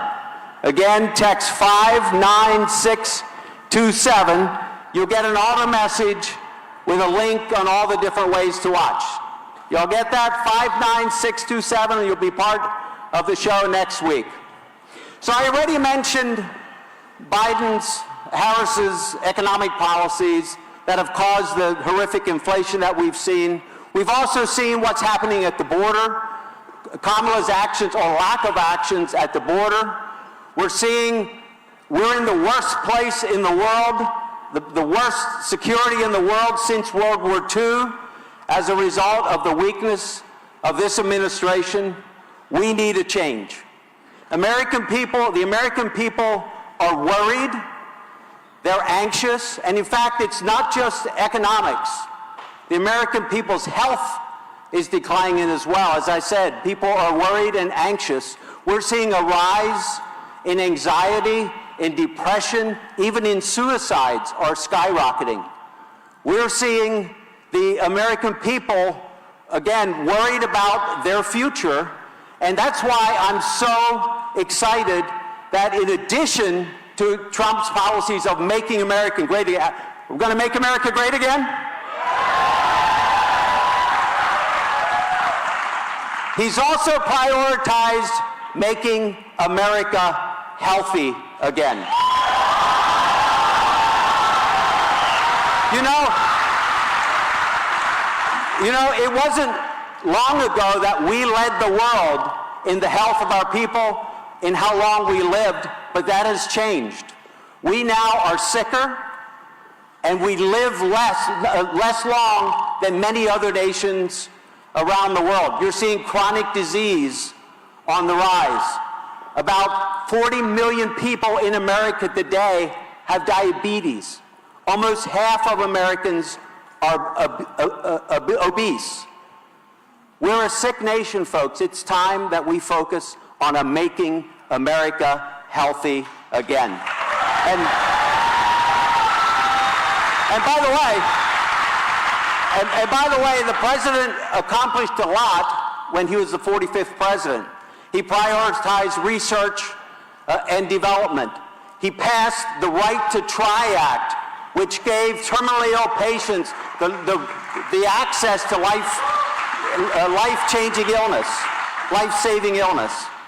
But we can do so much more. And what the president has said he will do is work with people like Robert F. Kennedy Jr.,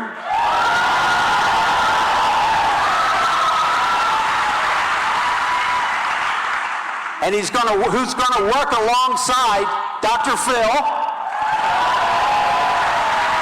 and Callie Means and many other experts, top-rated experts in the country and around the world, to put us on a better trajectory, on a better, healthy path. So now it's my job to welcome someone to the stage who you all know, one of the premier mental health experts in the world, who has helped more Americans than any living psychologist. Would you please welcome with me Dr. Phil?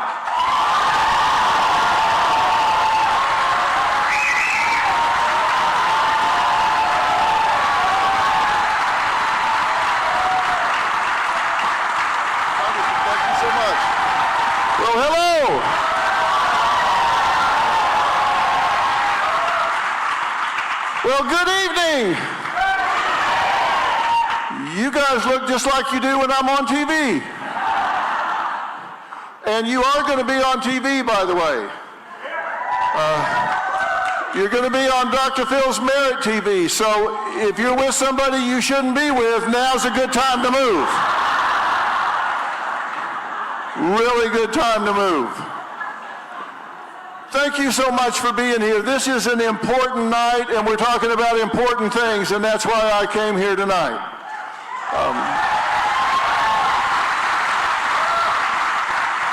I don't want to waste more time, so I want to introduce the rest of this evening's panel. And I was asked by my good friend, RFK Jr. Bobby asked me to join him and to moderate this very important roundtable, Make America Healthy Again. And let me tell you, you're going to hear some things tonight that are going to shock you, it's going to upset you, and it's going to motivate you to not just get out and vote, but to get 5 other people to go with you to vote. And that's what we want to happen. You will not find an American family that is not touched by what we're going to say tonight in some way, whether it's your parents or your grandparents or your children that are pregnant that are going to have children. This touches everybody. It's touched my family. It's touched my children. I have 4 grandchildren. All of them are touched in some way by this. It's incredibly personal to Bobby. He's been very bravely open about his battle with a heroin addiction for 14 years. And he is now fighting to end the addiction crisis in America. And God bless him for being open about that. There's an addiction crisis in America. I covered this topic heavily in my new book, We've Got Issues. Overdose deaths in this country are going through the roof. Since 1999, the number has quintupled. Think about that. And it is still rising. In 2022, the last year for which we have complete data, the record on overdose deaths in this country topped 105,000. Now think about that. According to the National Institutes of Health, it's over 300 people a day. That's the equivalent of a jumbo jet going down every day. Now you can bet if we had a jumbo jet crashing in this country every day, it would be headline news. We would be all over the airline industry, would we not? But somehow or another, it just seems to slide by. But it's not going to slide by anymore because Bobby Kennedy's going to make sure it does not.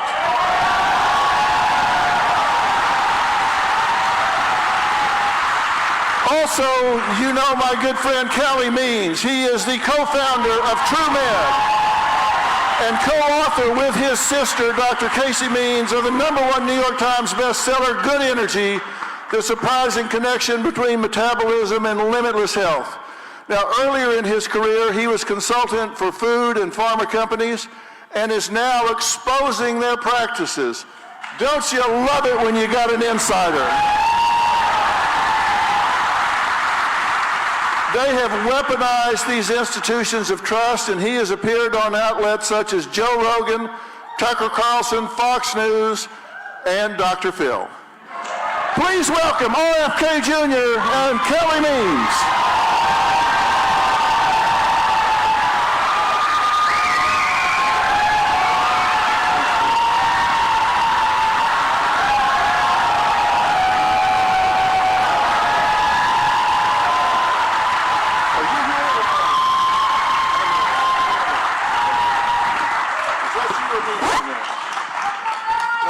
I expect it doesn't.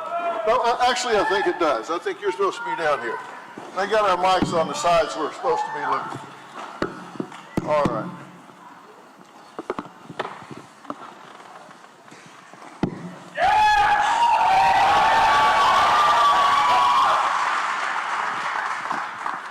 I love hanging out with smart people. It makes me look, hopefully, smarter. Okay, gentlemen, thank you guys so much for letting me be part of this. Thank you for being here, Phil. Well, we've talked about these things before, and I get I really called fired Phil up. about 2 days ago and said, will you come and do this? So I'm very, very grateful for you changing your... Well, I get fired up about this when you start talking about it, and I've talked with both of these gentlemen about this, and I get fired up. And let me start with you, Bobby. You've spoken at length about the need to make America healthy again. What does it mean to make America healthy again, and what does this encompass? What has to happen?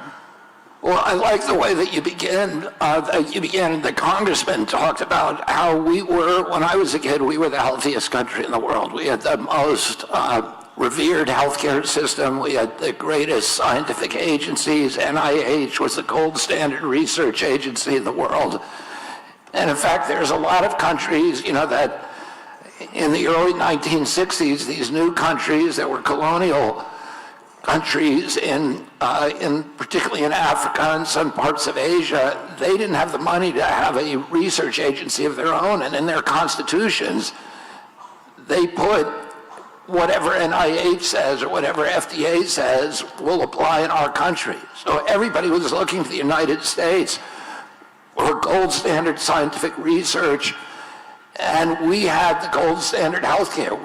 You've seen these pictures of the Presidential Council on Physical Fitness, which my uncle started, where these kids in high school, they all look healthy, they all look like athletes, the athletes of today.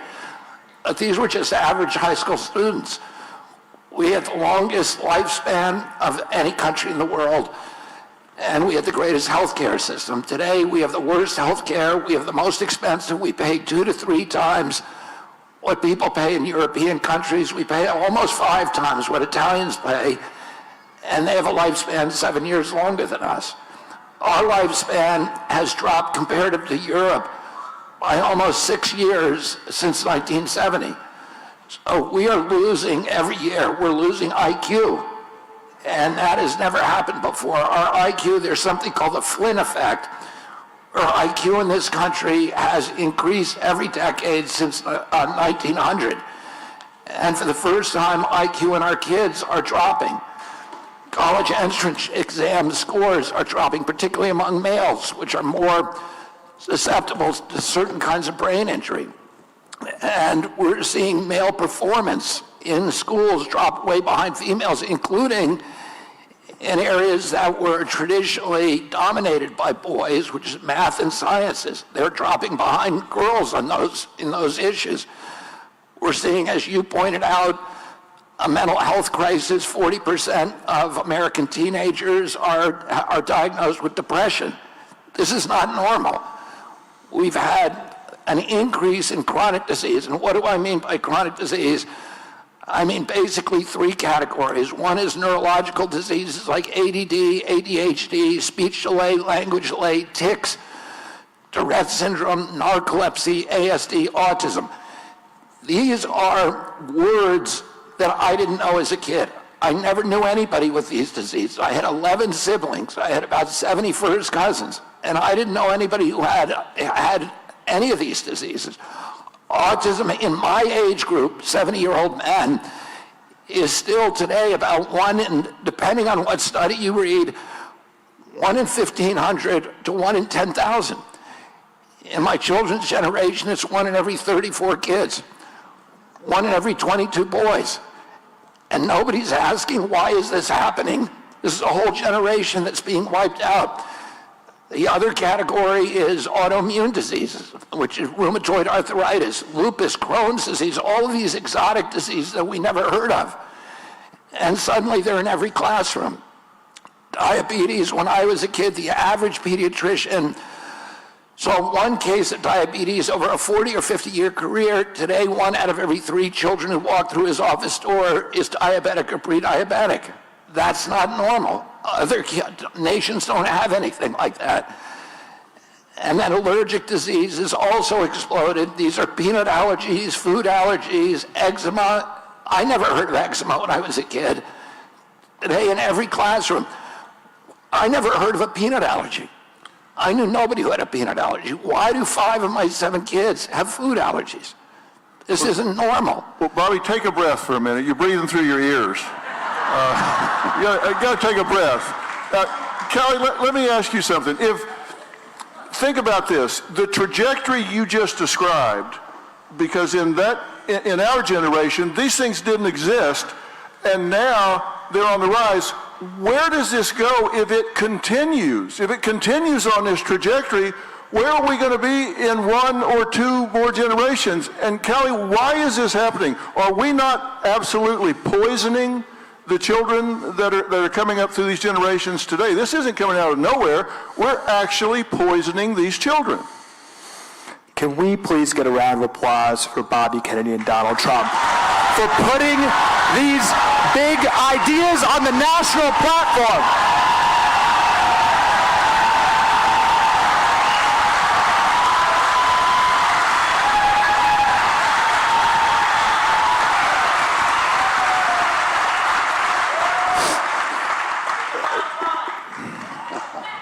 This is not partisan. There's not a partisan word coming out of Bobby's mouth or President Trump's mouth when they talk about this issue.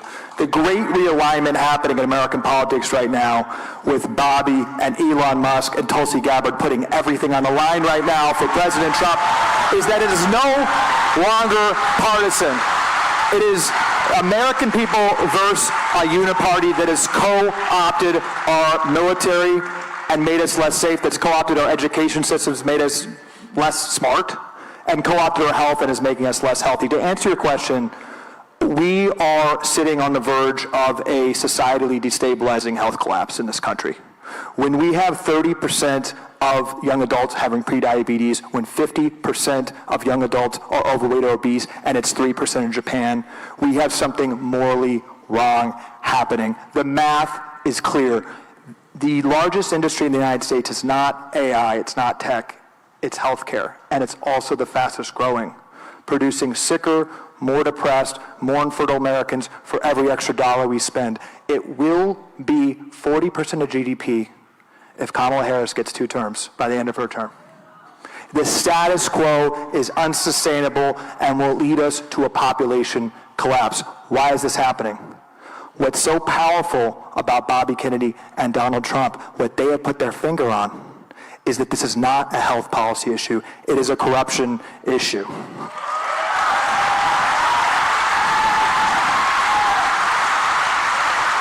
Bobby mentioned the Italians. The American people are not lazier than Italians, but we are living 6 years less. We are committing suicide at a much higher rate. We are far less infertile. There's something happening, not with the people in this room. I know everyone in this room wants to be healthy. Everyone in the room wants their kids to be healthy. But you're being told by a corrupt medical system that you want to be sick. That's a lie. The reason this is happening is because the pharmaceutical and healthcare industry, just as a statement of economic fact, is the largest funder of politicians in America. They're the largest funder of media in America. They're the largest funder of academic research in America. They are the largest funder of medical organizations which set the standards of care. They are the largest funder of every single institution of trust that impacts our health. And they've co-opted those institutions to where the NIH has had 8,000 conflicts of interest in the last couple of years. Just this week, the NIH did a $10 million study on whether puberty blockers for kids was a good thing or a bad thing. The results, it just leaked today, were that it's not such a good thing, and the NIH hid those results. They hid those results because they said it would be bad to get those results out, bad to get that science out. Now, I have to add something in here because when you're talking about they're the biggest funders, that means they're buying the results. It means they're buying the results. And something else that we need to add to it, it's not just the physical health. Right now, in 2009 and 2010, we had the highest levels of anxiety, depression, and loneliness among our young people since records were being kept. And think about the fact that all of the young people that are involved in that and the people that keep those records, the agencies that keep those records, are the same agencies that made the decision to shut down the schools when we got into COVID. Now, what does that mean? That means they knew that the kids were in the biggest mental health crisis since they've been keeping records. They know that the school system, where they have the interaction, where they have all the social development, where they have the mandated reporters who watch to see kids that are being molested or abused, those are the eyeballs on those kids. They shut down those schools and kept them shut down for so long without any plan to open them back up. And what we saw were the referrals for sexual molestation and abuse nationwide dropped as much as 40 to 50%. And those kids began to have educational gaps, social gaps, and increases even higher in depression, anxiety, and loneliness. And when you ask them why they would pull that down when they knew that that virus was not life-threatening to those children, they said, well, we did the best we could with what we knew at the time. No, they did not. They did not do the best they could with what they had at the time. And what Bobby Kennedy and Donald Trump are doing is saying we're going to have transparency with these agencies to know what they're doing and why they're doing it. Bobby, go ahead. I would add to that just to tell you, one of a really typical way that CDC handles this kind of bad news. CDC, lists childhood milestones, and the childhood milestones until last year said that an American child by the age of 12 months should be able to walk. That by 18 months, a child should have 50 words. Well, what we saw during the lockdowns particularly was a huge drop in IQ. A Brown University study showed a 22-point drop in IQ among American children during the lockdown, 22 American toddlers during the lockdown. And CDC changed about 1 year ago, CDC changed the childhood milestones so that now a child is expected to walk at 18 months and to have 50 words by 2 years. So what they're doing is they're normalizing the dumbing down of American children by telling us, oh, this is normal, don't worry about it. That's what they've been doing with autism for years. They've been trying to convince us, oh, we're just seeing it for the first time. And this is a lie. If you are seeing it for the first time, why aren't you seeing it in 70-year-old men?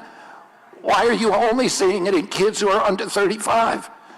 And CDC hides those things from us to show us, to conceal from us. As Callie just said, when they get bad news, they bury it. They bury their failure to protect our kids. During COVID, we had the highest death rate of any country in the world. In this country, we had 16% of the COVID deaths. We only have 4.2% of the global population. Why are we giving awards to people who manage COVID? They have the worst record of any nation in the world by far. And why? And when you ask CDC, why did we do so badly on COVID compared to the rest of the world? They say, well, it's not our fault. It's because Americans are so sick. Because according to CDC, the average American who died from COVID had 3.8 chronic diseases. Oh, COVID wasn't killing healthy children. They can't find a single healthy kid who died from COVID. COVID was killing people who had chronic disease, and we have the highest chronic disease burden of any nation in the world, and that's why we were dying from COVID. So the chronic disease is life-threatening to us, and people worry about the next pandemic. Well, the next pandemic is going to affect us if we're sick. We got to get Americans healthy again. Well, Bobby, that's what Donald Trump wants to do.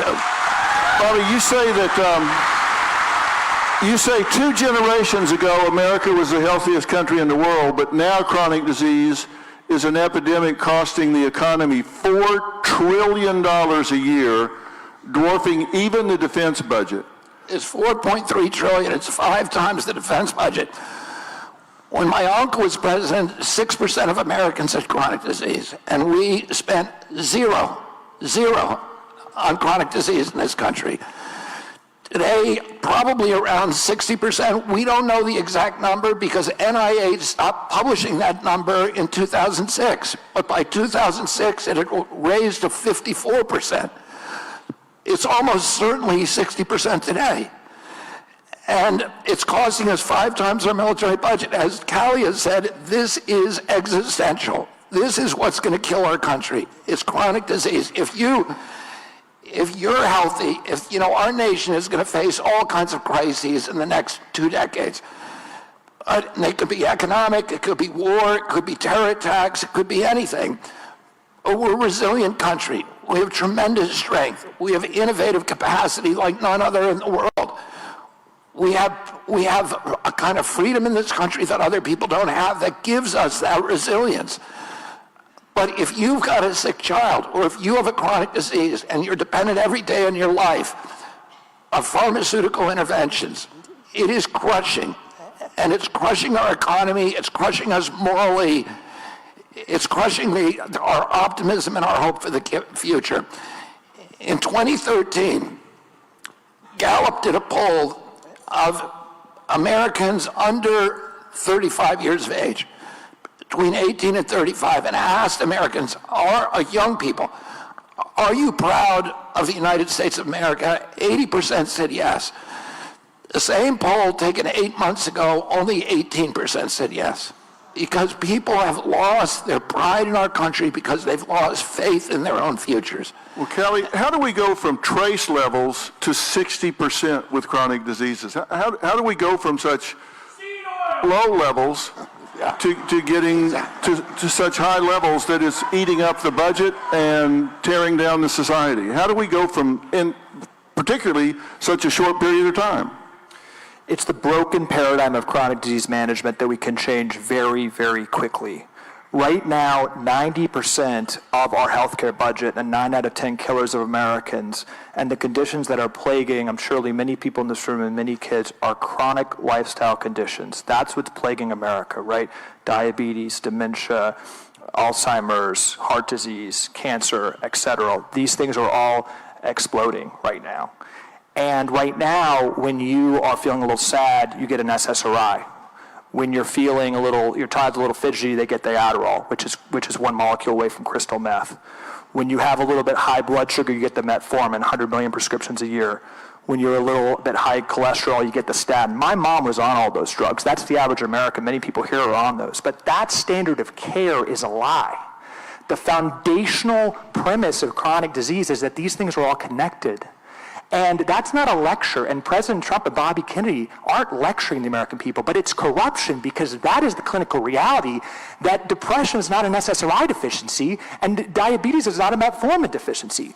There's a multifaceted attack on our metabolic health, whether that's the proliferation of pharmaceuticals, whether that's the fact that we let the tobacco industry buy our food industry in the 1990s and create the food pyramid and put 10,000 chemicals in our food that aren't legal in other countries and weaponize our food with seed oils and added sugar and highly processed grains, whether that's the fact that schools put kids in a windowless room, sedentary, to where kids are so sedentary today that 77% of military-age men aren't eligible from a physical fitness standpoint to join the military. The fact that there's an absolute unrelenting war on our child and our chronic stress, with our phones and from technology companies. And I always say this, and Bobby says this, there's nothing more profitable than a child's dopamine. There's nothing more profitable than getting them addicted to ultra-processed food, than getting them addicted to soda, which we subsidize with food stamps, than getting addicted to their phones, than getting them sedentary. So the fact of the matter is we've lost our way. We've let this institution, the food industry, which through just basic economics wants food addictive and cheap, we've let them take over our USDA, and we've let an industry that profits from Americans being sick take over our health authorities. This can change very quickly, and it's not about lecturing. The last thing I'll just say real quick, and I want to address this. The media somewhere around here, they're doing snarky articles about President Trump's commitment, saying he went to McDonald's. Let me be clear. I'm sure a lot of people here go to McDonald's. The question is, why is the food at McDonald's different than it is in other countries? Why do we allow poison American companies to completely reformulate their ingredients? People should be able to go to McDonald's without poisoning their kids. People should be able to trust our food industry. This is about corruption, and it is about changing the standard of care so that when your kid is depressed or your kid has anxiety or ADHD or what have you, they're getting the correct clinical guidelines, which often is not a drug, right? That's what it's all about. Bobby, something you taught me when you and I were talking previously, and this is, they don't even call it corruption. It's so normalized now. This is something you taught me earlier, that when drugs get approved by the FDA or different agencies along the way, but by the FDA, you say whoever approves those drugs actually gets paid for life for approving those drugs?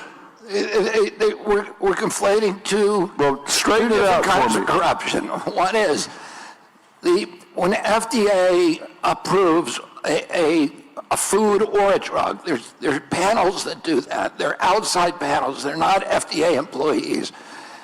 The same with CDC. When it recommends vaccines, it has a panel that it assembles of so-called experts.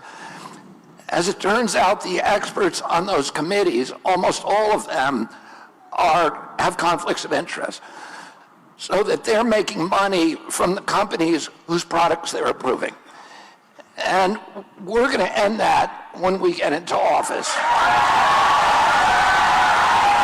But now, wait a minute. Let's break that. That's one conflict. Break that down for a minute. They're making money for what they're approving. Yeah, they're making money.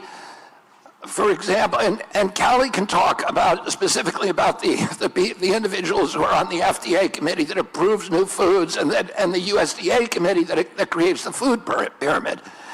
Those are people from the food industries, and they're professors who are developing products and chemicals that they will profit from by selling them to the food industry.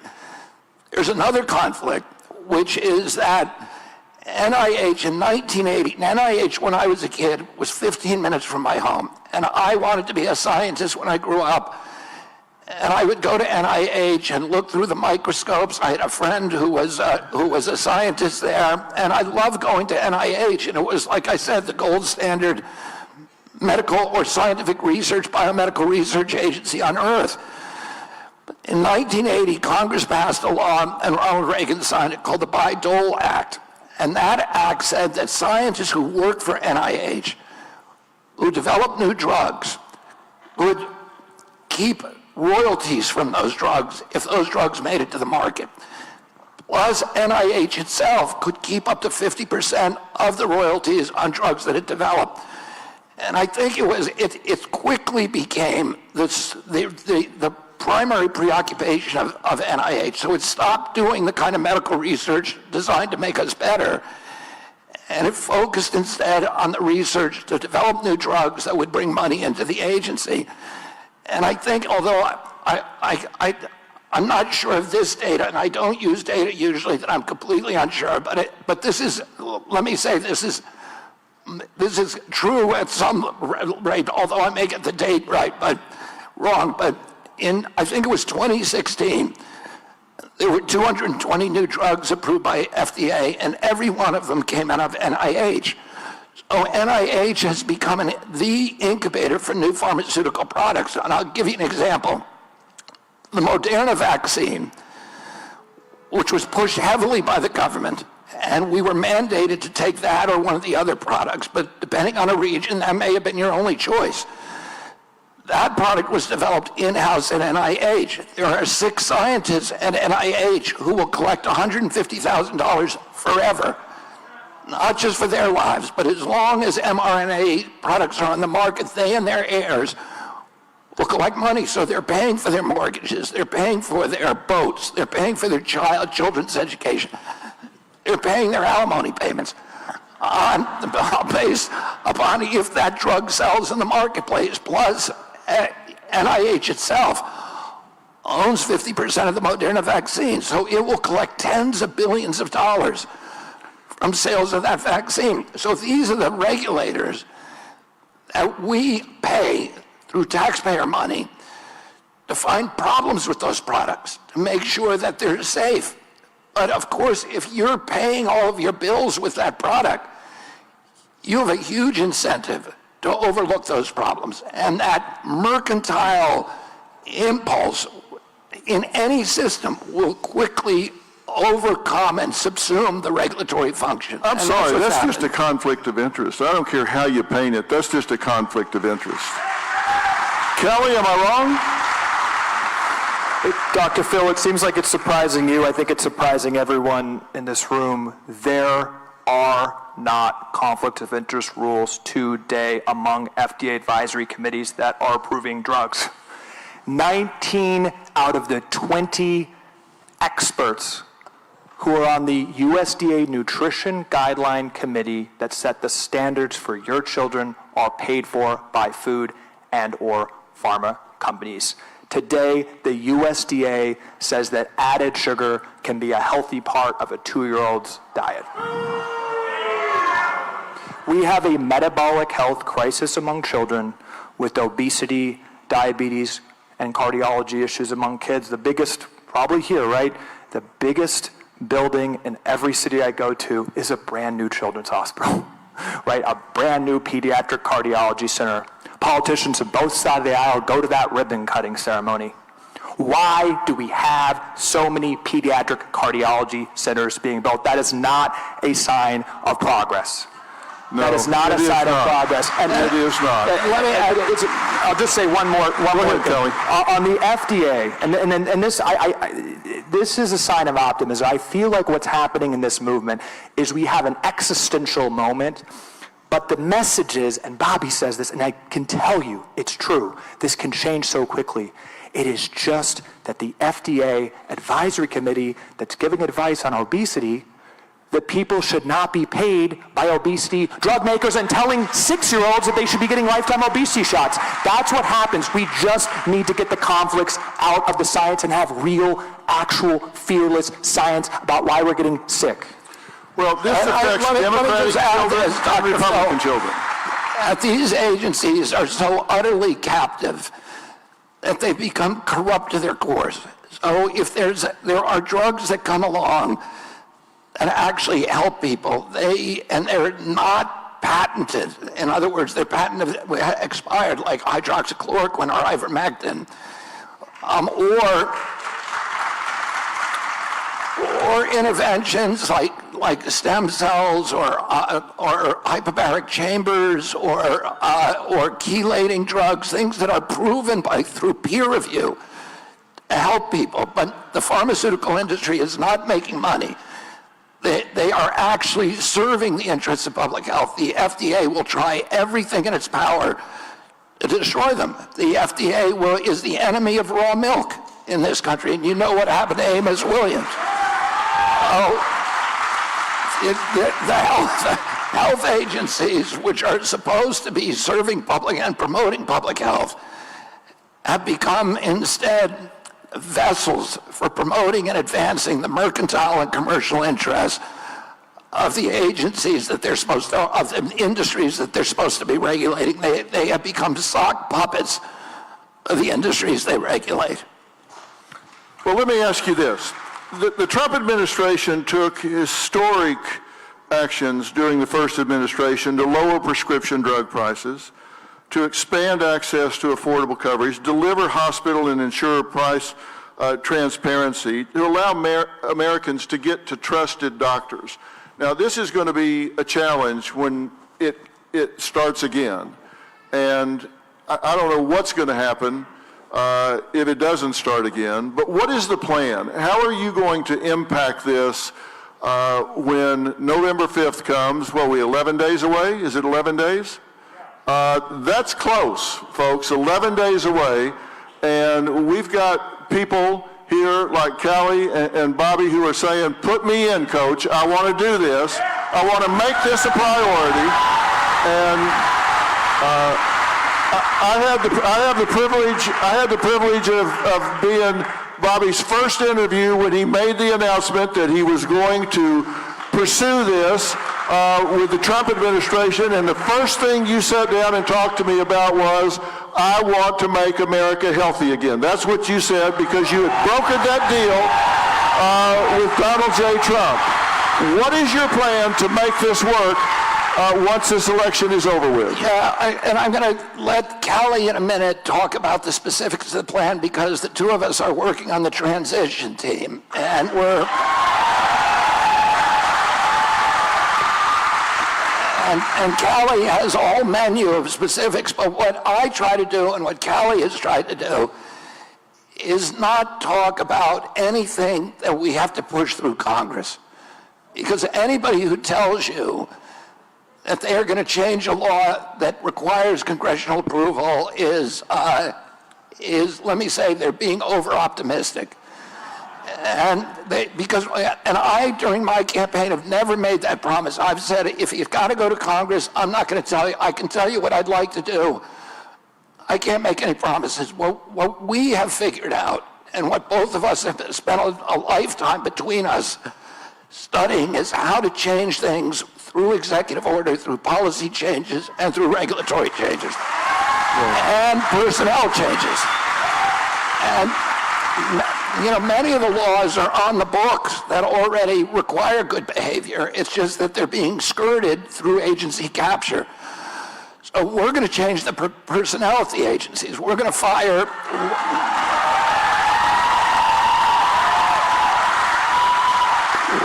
We're going to fire on day one, or if you can't fire them, we can ship them to a new HHS headquarters in Guam. Every nutritional scientist at FDA, because all of them are corrupt.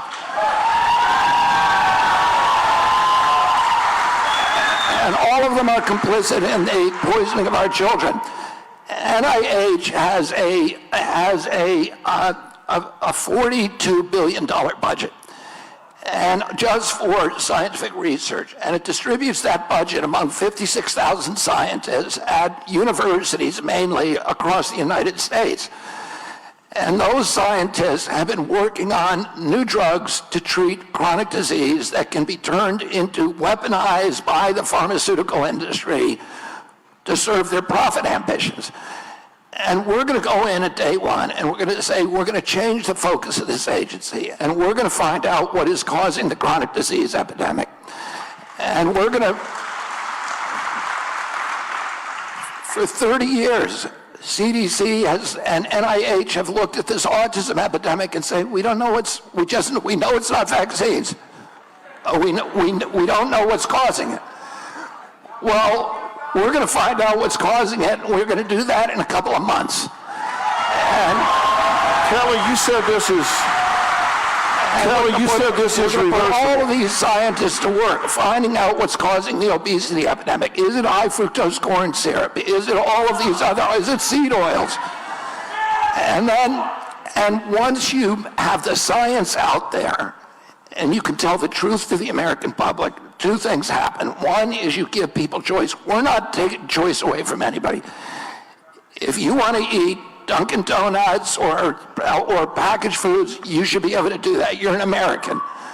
But we're going to give you the information. We're going to make them put it on the label. This is going to cause ADHD. Kelly, how fast can this turn around? How fast can you turn this around? This can turn around very quickly if every single person here sends a message in November, which I believe is one of the most important moments in American history. We need to win states. Hello? We need to win states. We're not expected to win. We need to win the popular vote. We need to send a message, because what that's going to do is it's going to hypercharge the reform agenda that President Trump is talking about, and President Trump, who's bringing together Bobby and Elon and Tulsi to get solutions I'll get a high-level framework. And the way I look at this, and the reason I'm so optimistic, and it's so important we all get out there and vote, is because what President Trump has done, I think the reason he's the most important figure of our generation politically and societally is because he's tapped into this anxiety, this frustration, this feeling we all have that our institutions aren't quite right, that they're rigged against us. And what Bobby, I think, has done is tapped into what President Trump has been saying for a long time and adding depth to that there's no greater example of the swamp than what is happening to our kids' health. And it's so core to what President Trump has talked about since the beginning. The American people want to thrive, but there's rigged institutions in the way. So I just want to highlight what Bobby and President Trump has been talking about. This is not about command and control. It's not about overregulation. It's about a belief that all of you want to be healthy.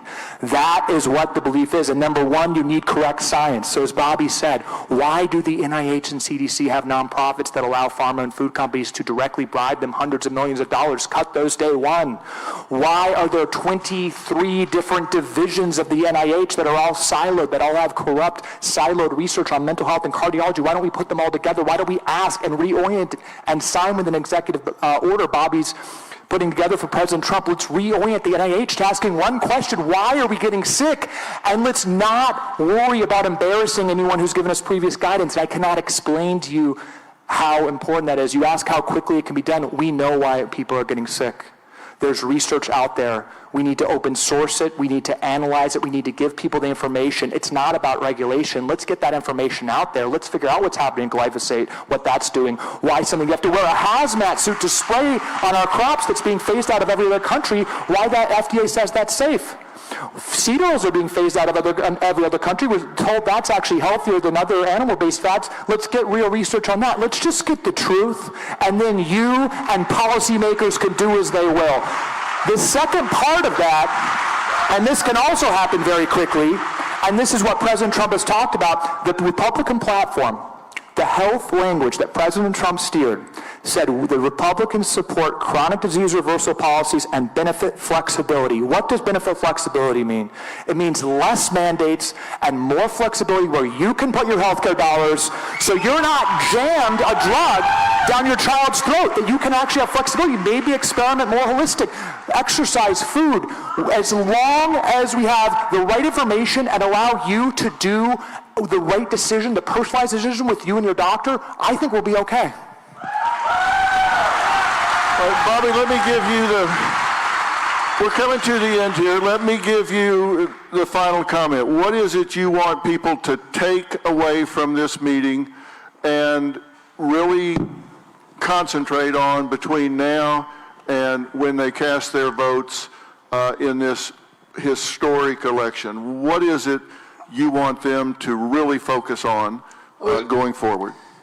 You know, I don't know how many of you saw Kamala Harris when she did her interview on The View, where she was asked, is there anything that you would change about the Biden policies? And she said, I can't think of anything. Oh, if you want more of the same, you should go and vote for Kamala Harris. If you want to completely change America, and you know, I've disagreed with President Trump about many things over the decade that he's been in politics. But one thing about President Trump is that he's fearless. And and that's what we need in a political leader today. We need somebody who's willing to go up to challenge orthodoxies, to break institutions that are no longer doing their jobs, to fire people. That's what he's an expert at. You're fired. Who are not serving the public interest. And to me, there's been no, you know, in every election, we make this statement that this is the most important election in our lifetime. Well, this is now the most important election in my entire lifetime. Do we feel that? And we got to win the state of Pennsylvania. If we win the state of Pennsylvania, we win the country. So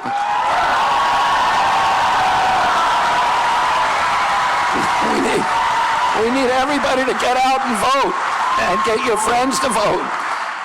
And don't let anybody make excuses. Get to the polls early. How many of you are in Pennsylvania? Can you send in the ballot early? All right, how many of you have sent in your ballot? All right, we need all of you to send in your ballot early. Well, let me say this to everyone that's here. Thank you for coming out, but let me say this to you. These two are fighting a huge institutional legacy. And it takes a lot of courage, and it takes a lot of energy, and it takes them knowing that people are behind them. And if you're behind what they're doing right now, let them know it right now. Let them hear you right now. Come on. Let them hear it. Let them know you're behind them right now. 100%. Let them hear you.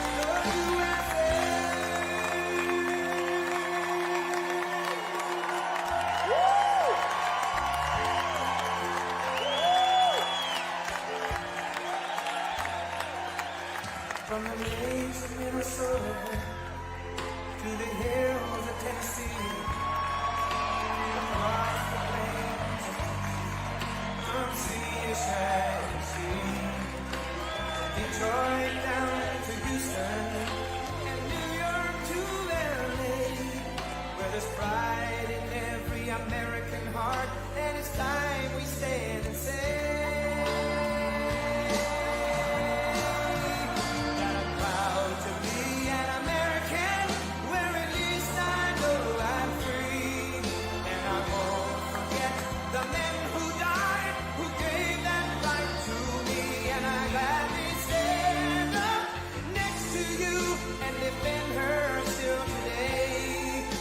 there ain't no doubt I love this land.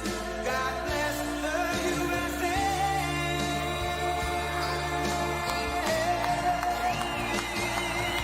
I'm proud to be an American, where at least I know I'm free. And I won't forget the men who died, who gave that right to me. And I gladly stand up next to you and defend her still today. 'Cause there ain't no doubt I love this land. God bless the USA.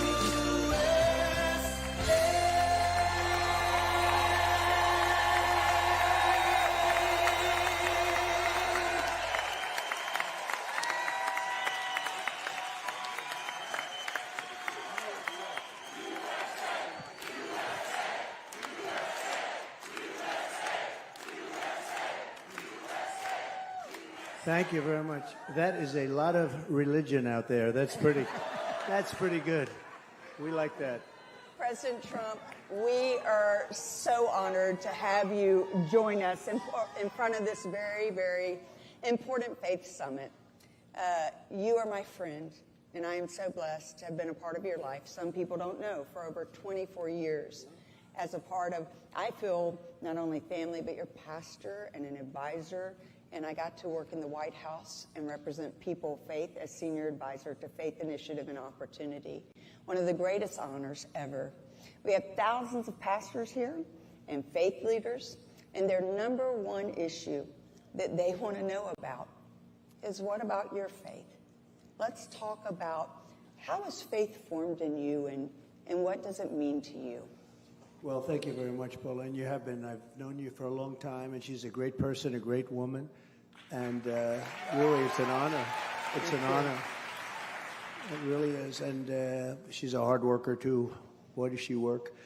And, I advised her. She had some property, and she grew out of the churches. She got bigger. She was going wild. In Florida, I met her, and she called and asked for advice. One of the churches, it was in the middle of nowhere, and she had big, the number of people going every Sunday. And she said, you know, they've offered me money for this land. I can put it to very good use with all the people that need help. Should I sell? I said, you might as well sell. Take the money right now because it can change really quickly. And she'll go a little bit further out. And she just kept doing that. I said, this is a great business. This is pretty good. But she put the money to great use, and you've helped so many people, and it's really great. And really nice to know you. Really nice to know you. Thank you.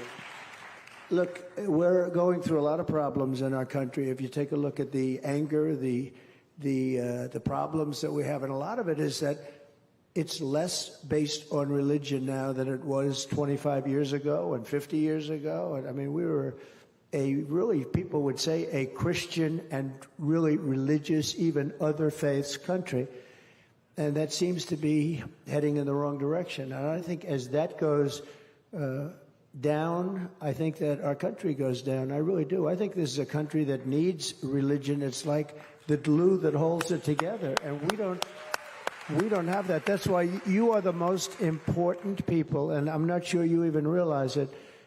And they're trying to hurt you. They're trying to stymie you. This new administration, this new radical left group of people, and it's not so new. It's been around for a while, and they are people that are not nice people. If you happen to be Catholic, we don't have too many Catholics here, maybe, but boy, they are persecuting Catholics. I actually said, how could a Catholic possibly vote for Kamala? How could that? I mean, the level of anger and the level of vitriol. You know, when you see what's going on with the FBI and the Catholic Church, I say, what is happening? And you know, the expression is that you're next, because everybody's next with this group, and they have a very bad agenda, and we have to stop it, and we have to win this election. I think winning this election, I think it's going to be the most important election in the history of our country. Absolutely. So let's go back for just a minute. Let's go back into your childhood, because you didn't start going to church when you were a politician. Church was such a formation of your faith, going to Sunday school, going to the Presbyterian Church, Norman Vincent Peale's, Billy Graham Crusade. Talk about the formation of your faith as a child. So when I was very young, my mother was from Scotland, and she was religious. I don't know as religious as some of the people in this room, but she was religious. She was a believer. And my father was a real worker, and he was religious too, but he was working all the time. And a good man, great heart, a very strong guy, but had a great heart. And I remember would walk down the street, would walk down some street, and there'd be somebody holding a cup. You don't see it too much anymore, but you used to have, and they'd have pencils, and they'd actually sell you pencils. But he'd always put $100 in that cup, always. He'd never pass that cup. And then $100 is probably like $1,000 today, right? So, but he was always very generous in that way. So I grew up in Queens, and, oh, good, we have a lot of people. Good. It's good education. Getting through Queens is pretty good education. And that includes Brooklyn and a lot of other places, actually. But Queens was good. We had a very nice area, really a good area. But my parents thought going to church was important, and we'd go to church. But I really went to Sunday school, and I learned, and Sunday school really took place a lot of times on a Saturday. Does that make sense? Does that still happen, Saturday? I call it Saturday church. And we'd spend an hour, and we had some very good people teaching, very good teaching, pastors, ministers. I think we called them probably more ministers. And the church was associated, it was called First Presbyterian Church. And it was a very old building, but a beautiful building, white, just beautiful building, actually. And I'd love to go back and visit it sometime. I haven't been in that area in a little while, but I'd love to go back and visit it. But it was a great feeling. So I went to Sunday school on Saturday, and sometimes we'd have a little Sunday school after the church service, but most people liked it actually on Saturday better. And I did that for a while, a number of years actually, and would go to church. And the bottom line is it made me feel good. Even at a young age, it made me feel good. Sometimes you couldn't get out of there fast enough, I have to be honest with you. And sometimes a lot of it depended on who was there and who was your teacher. One of the things that did happen as I grew older, we went to Marble Collegiate because my father was in Queens and Brooklyn mostly, and I started there, and then I went to Manhattan and started doing things in Manhattan. I became much more Manhattan-oriented, and I started a church, Marble Collegiate Church. It was a beautiful church, and down on Fifth Avenue in the 20s. And I started going there, and that was Dr. Norman Vincent Peale, who wrote the book, The Power of Positive Thinking. And I was telling stories about him. I don't know if you'd like me to do that, but I'd love it. he was a great, you could call him a pastor, I think, or a minister, but I never differentiated actually with him. But what he was is an unbelievable speaker and loved God, but he was able to speak. And, this doesn't often happen. And when the service was over, you were disappointed that it wouldn't continue. He would tell stories of modern day things as it related to the Bible. And he was actually an incredible storyteller. He told the story of Alfred Sloan, who was the founder of General Motors. And he was down and out. He suffered from massive alcoholism and lots of other problems. And then he came back, and Norman, and he rose, and he'd tell the story about a man who became a great business leader. General Motors, especially. I mean, you could say especially then, because at that time there was they didn't have a lot of foreign competition. This was a whole ball game, and it was the biggest at that time. And he did a phenomenal job for a long period of time, and he became a very religious man, actually. But he told the story in great depth and detail, and it was always so fascinating the way he spoke. And I watched, because I didn't know him as a young minister or preacher, because a lot of people call him a preacher, and I just called him a religious man that made religion very interesting. He made all aspects of religion very, very interesting, and probably it was the way he did it, his performance in a sense. But I watched him for a long time. I got married in the church, and he was the minister. And then what happened is I watched him get older, and he was still great into his late 80s. And I watched his last sermon, and he got up to the lectern, and he looked at the audience, and he said, "I just can't do this anymore." He was just very tired, I was there, actually. It was amazing.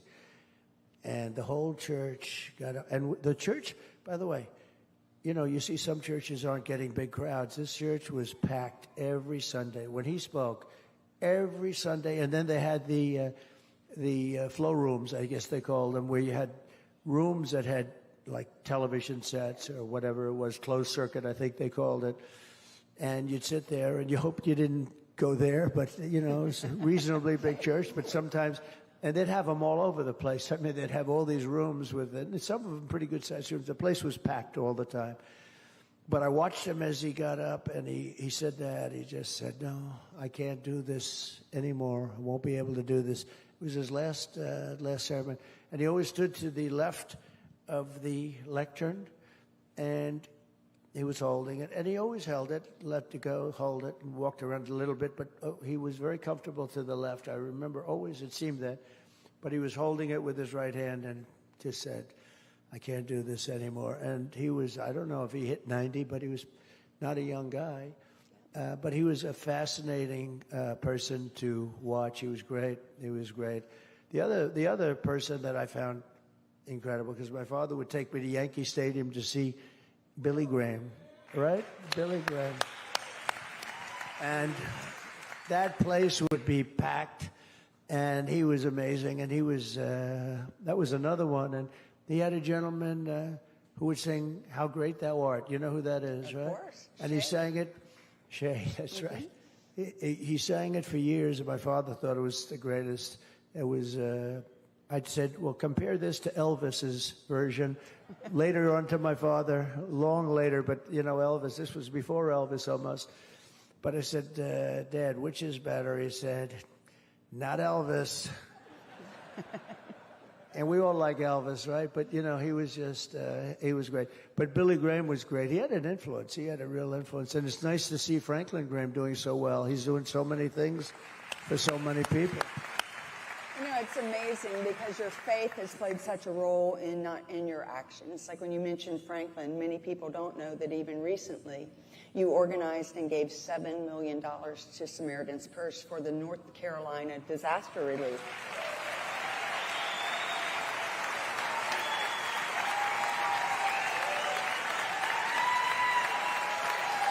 Amen. Well, like, you couldn't give it to a better person. It's amazing. Yeah, we raised a lot of money and we gave a lot of money. I had a friend of mine, Steve Woodcoff, he gave him $1 million or something. They are just, a lot of people are very generous, but Franklin does a great job. He's always, whenever I go to, because as president, I do it a lot. You'd go to a tornado or you'd go to a hurricane. I mean, I saw a lot of very bad things. The destruction of nature is amazing. Some of these tornadoes, the big ones I watched, and I'd look, and it was like cut by a razor blade. The damage on the left was 0, and the damage on the right was devastation. It would be like when you'd fly over it in a helicopter, you'd see a straight line, as straight as it could be, but it was literally cut.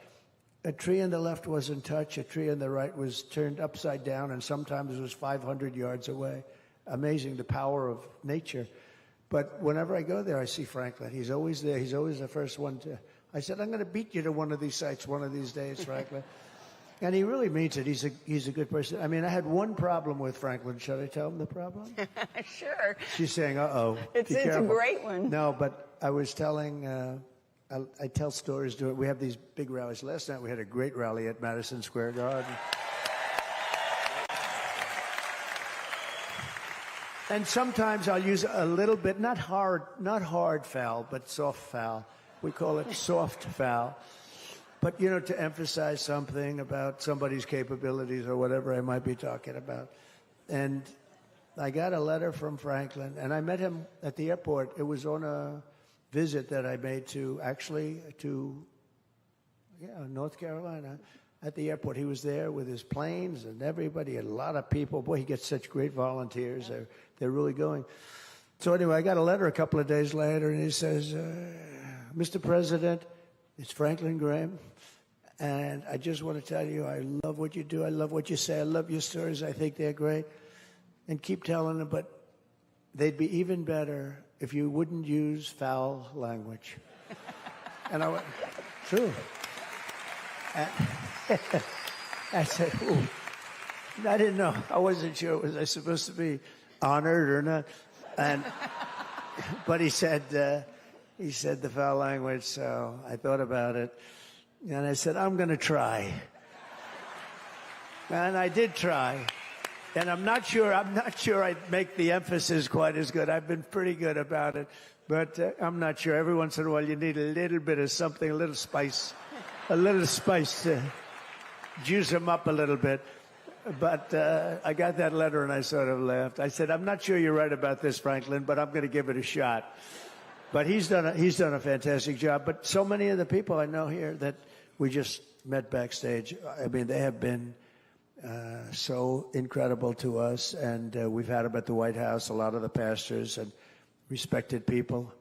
I recognize a lot of them just originally by just seeing them on television for so many years, right? Including you. I was going to say, people don't realize that we met, literally, you were watching television and called me out of the blue.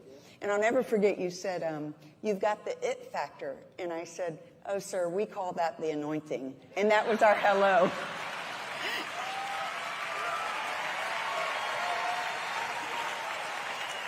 And from the Swaggart families here, from Reverend Jimmy Swaggart to so many other great people that you watched. Is Jimmy Swaggart here? He couldn't make it, but the whole family is I over love here. Jim. Where is Jim? I love Jimmy Donnie's Swaggart. Here. I don't even know if he likes me, but I think he does. But I love. Where's Donnie?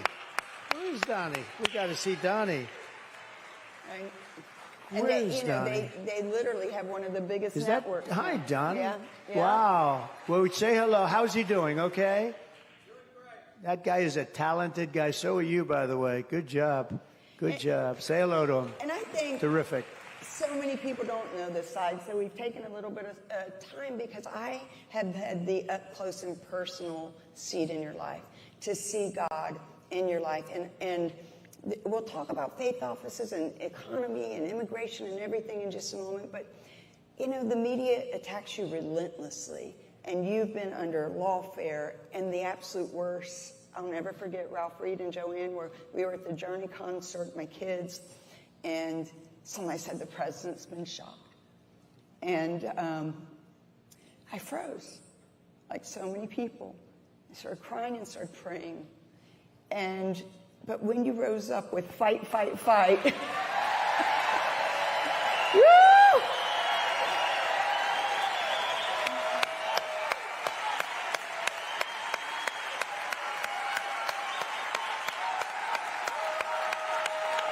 Thank you.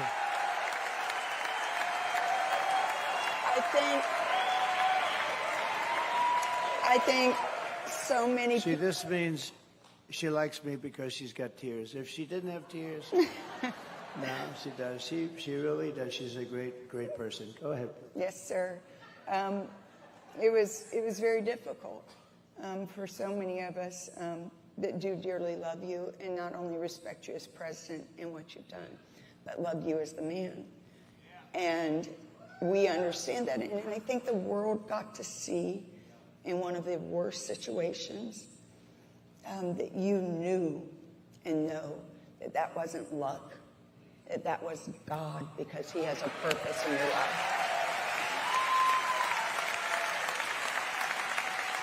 So share just a tiny bit about God in your life now, and because we all have these journeys of faith. We have ups, we have downs, we fall, we get back up, but you have consistently had this deep respect and honor of God in your life.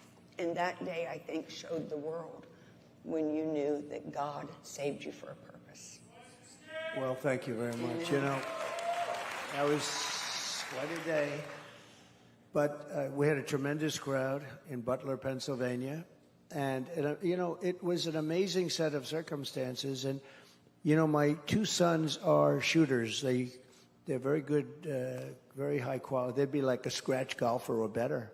I mean, they're both very good. They know everything about guns, and they learned it from their grandfather.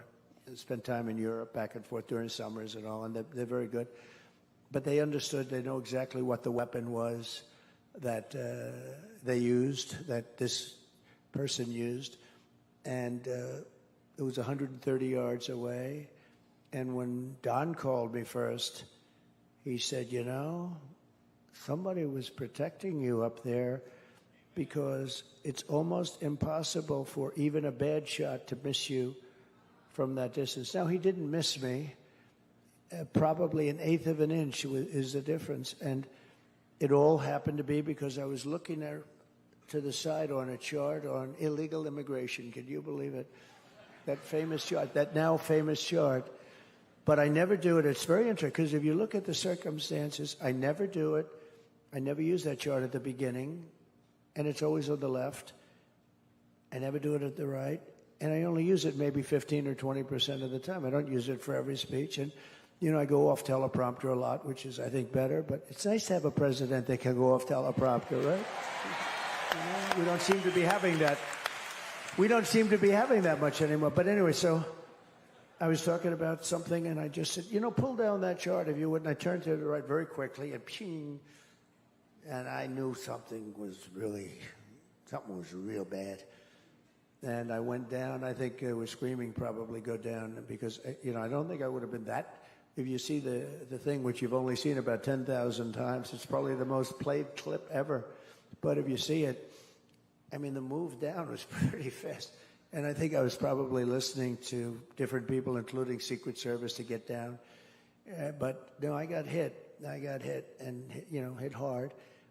And but it was an eighth of an inch. And I was down there, and some things are surreal. I was asked a question the other day by a big journalist, what was it like when you won the presidency?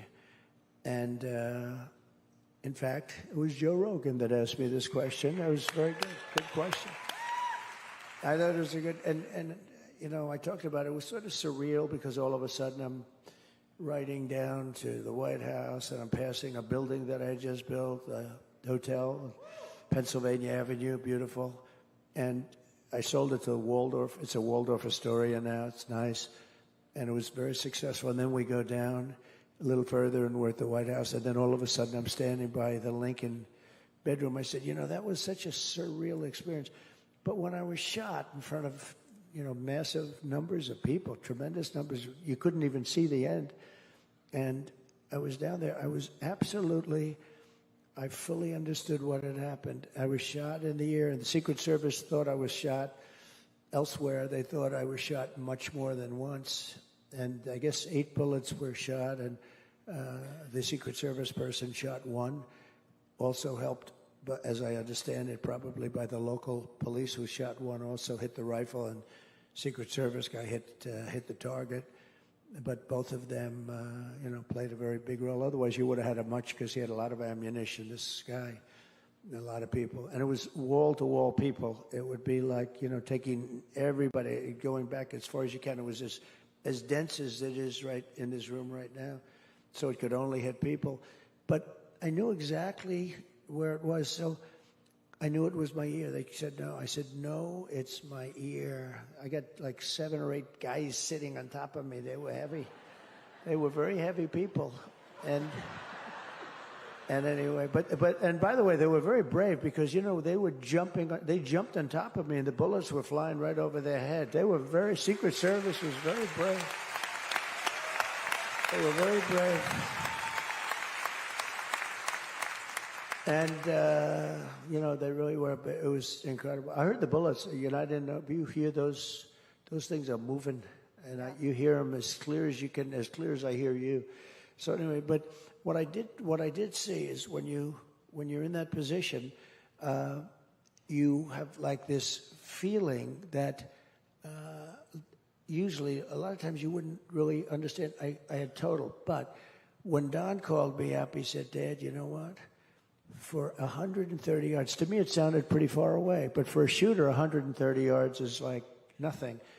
And he said, "It's a miracle that that's when I first realized it's a miracle that bullet just hit your ear. It's a miracle." But if I didn't turn, so all of these circumstances, if I didn't turn at that exact angle, because he was right exactly 90 degrees, he was exactly there. If I didn't turn, if I turned halfway, no good. If I turned a little bit past that, no good. It had to be that exact angle.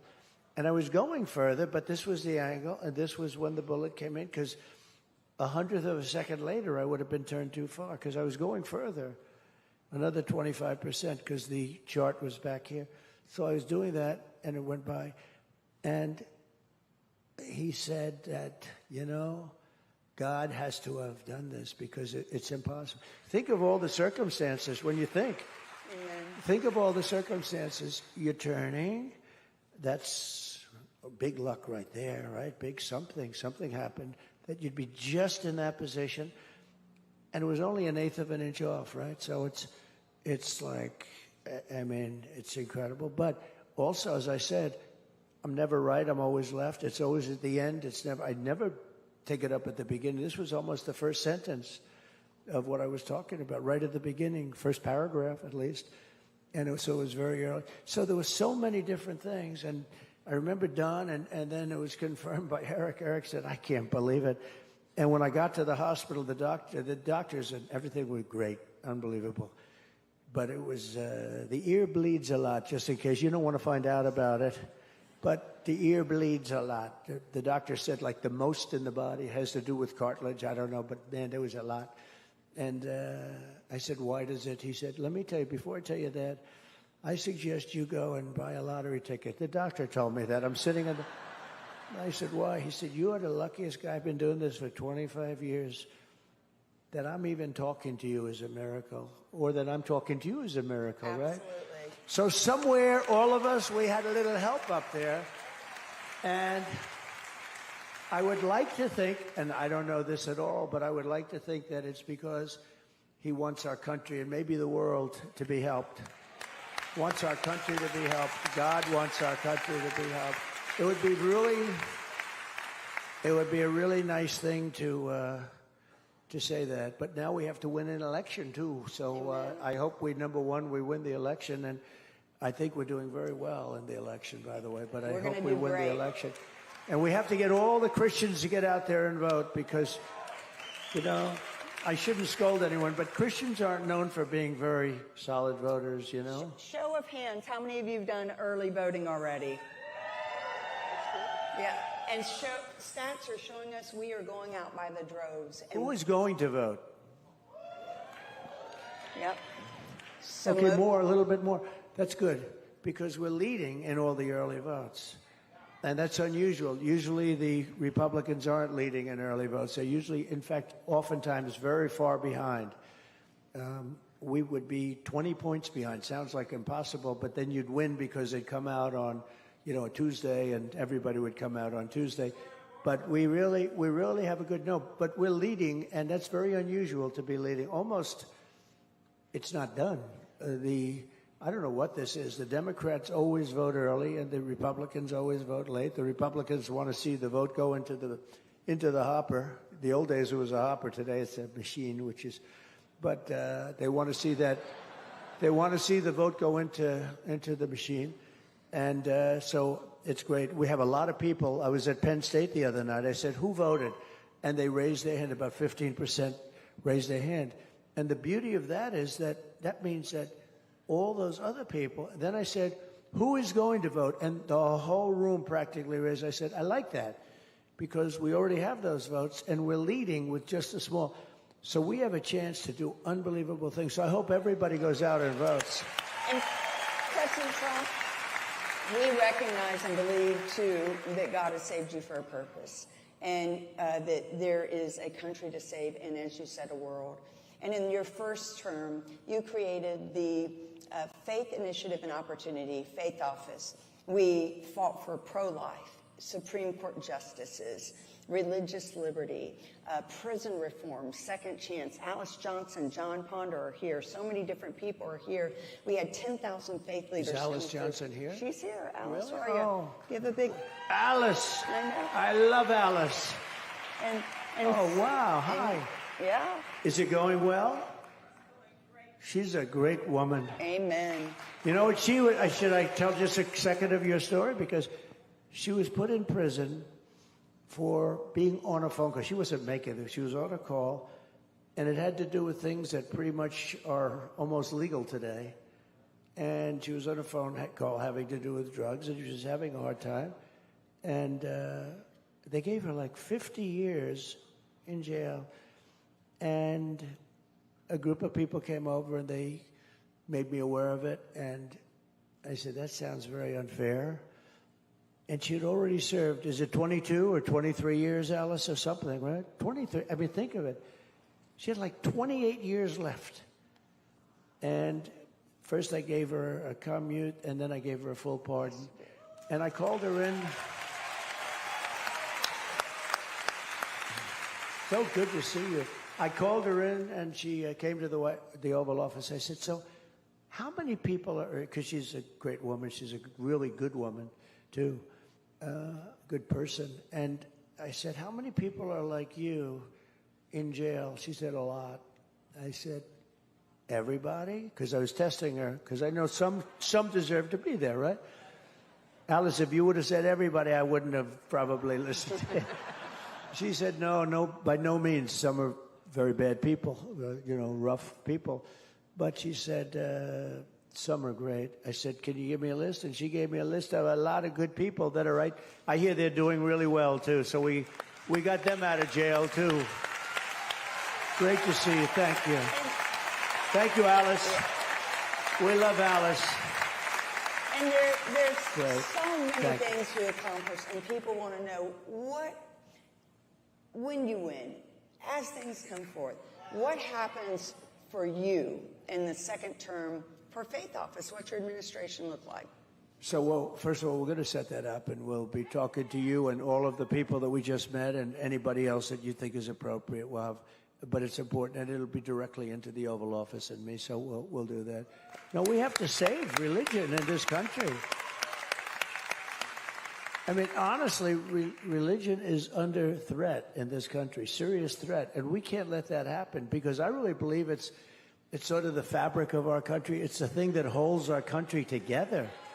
We can't lose it, and we're not going to lose it. We're not going to lose it. And President, I know your time's limited because we're all going to go to the rally tonight. You've got a special invitation to go to the rally, guys.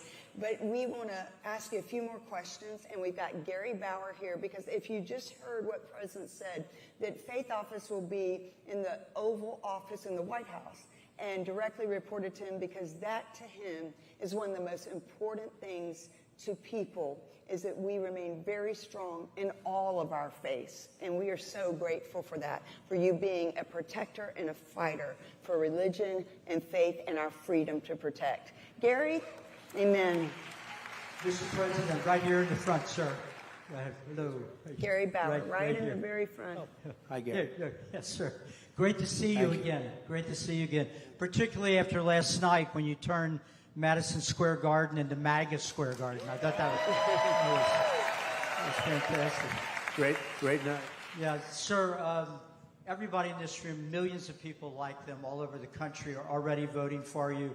They're going to vote for you 8 days from now. And the main reason is they love you, of course, but the main reason is simply gratitude. The things you already did in your first term. It's a Christian virtue to be grateful when somebody does something for you. So you deserve the vote of every Christian in America. Thank you, Gary.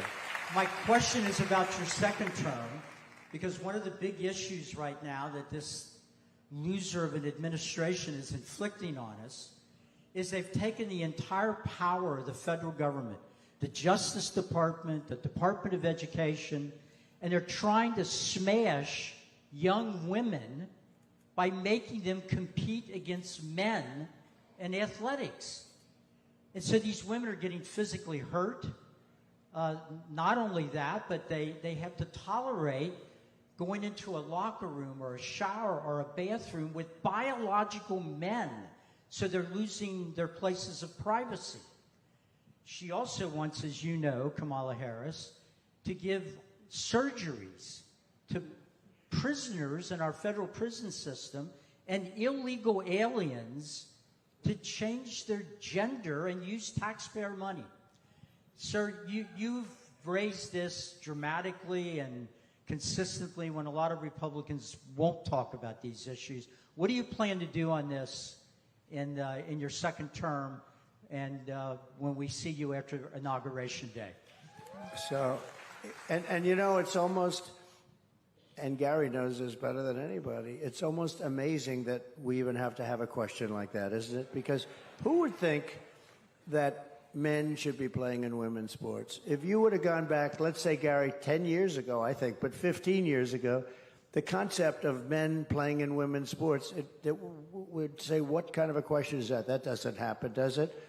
The concept of surgeries, they call it transitioning into from a male into a female or whatever. It's so incredible that we're talking. And I like to say that we're the party of common sense because to a certain extent, whether you're conservative or not conservative, it's like we're the party of common sense. I'll give you another example. Who would want open borders where prisoners from all over the world are allowed to come into our country, where criminals are bust into our country and we accept them, where murderers, 13,099 to be exact, over the last 3 years, are allowed to come into our country? That's what we're doing. It's crazy. They're destroying our country, but it's going to end on day one, Gary. We're not going to put up with it, all right? Day one. So good. I know we only have a few moments, but Kelly Shackelford is here and has a question for you as well, of First Liberty. Mr. President, first, I just start with 8 years ago, I asked you the question about judges, and you promised conservative judges. Thank you for fulfilling your promise. Thank you. The concern I want to ask about is, as a religious liberty group, I mean, all this weaponization of the government we've been seeing against religious freedom. You mentioned the FBI investigation of Catholics. We've got all these, we had the Navy SEALs case where they were trying to throw all these people out of the military because of their religious beliefs on the vaccine mandate. I just wonder if you have any plans to turn this around if you get when you get in office, and to be able to do something to change things in the way they've been going. Well, the mandate was a terrible thing, and a lot of good people were hurt very badly by, they just stuck to their guns, and that's it. And they ended up getting thrown out of a lot of different things, even beyond the military. They were thrown out of jobs and everything else. That was horribly handled by Biden and by some other people. But as far as overall, we have just plans to do it right. We're going to do it right. And again, that's the same kind of a thing. We can't hurt people, and we have to use sense. We have to use common sense. We have to use judgment, good judgment. We lost so many great people in the military. And they have a hard time getting people in the military. We lost so many great people because of the vaccine. If you want the vaccine, or if you don't want the vaccine, but you can't be forced to take it, and if you don't take it, you're going to lose your job. And we lost a lot of people. So, we're talking already about that, where they come back and they get their full back pay, et cetera, et cetera. So we're talking about that. Thank you. President, let's talk about Israel. You made promises. I always say promises made, promises kept. And Israel was a big one. 5 presidents had campaigned on that as candidates, but did not follow through.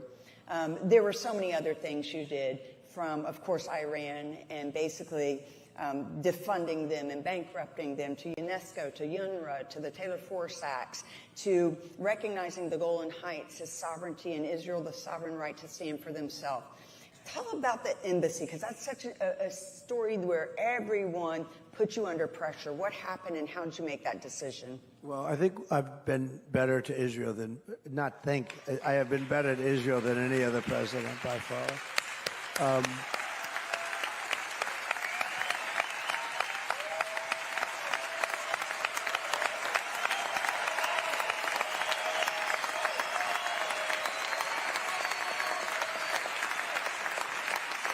Thank you very much, everybody. As Paula mentioned, we did Golan Heights. We did the Abraham Accords, a big deal. Yes. That was incredible. Nobody thought that was possible. And if we were there, you would have had that filled in, maybe even with Iran, because Iran was broke. They had no money. We had sanctions on them. I told China, if you buy 1 barrel of oil, you can't do business in the United States anymore. And they said, we'll pass.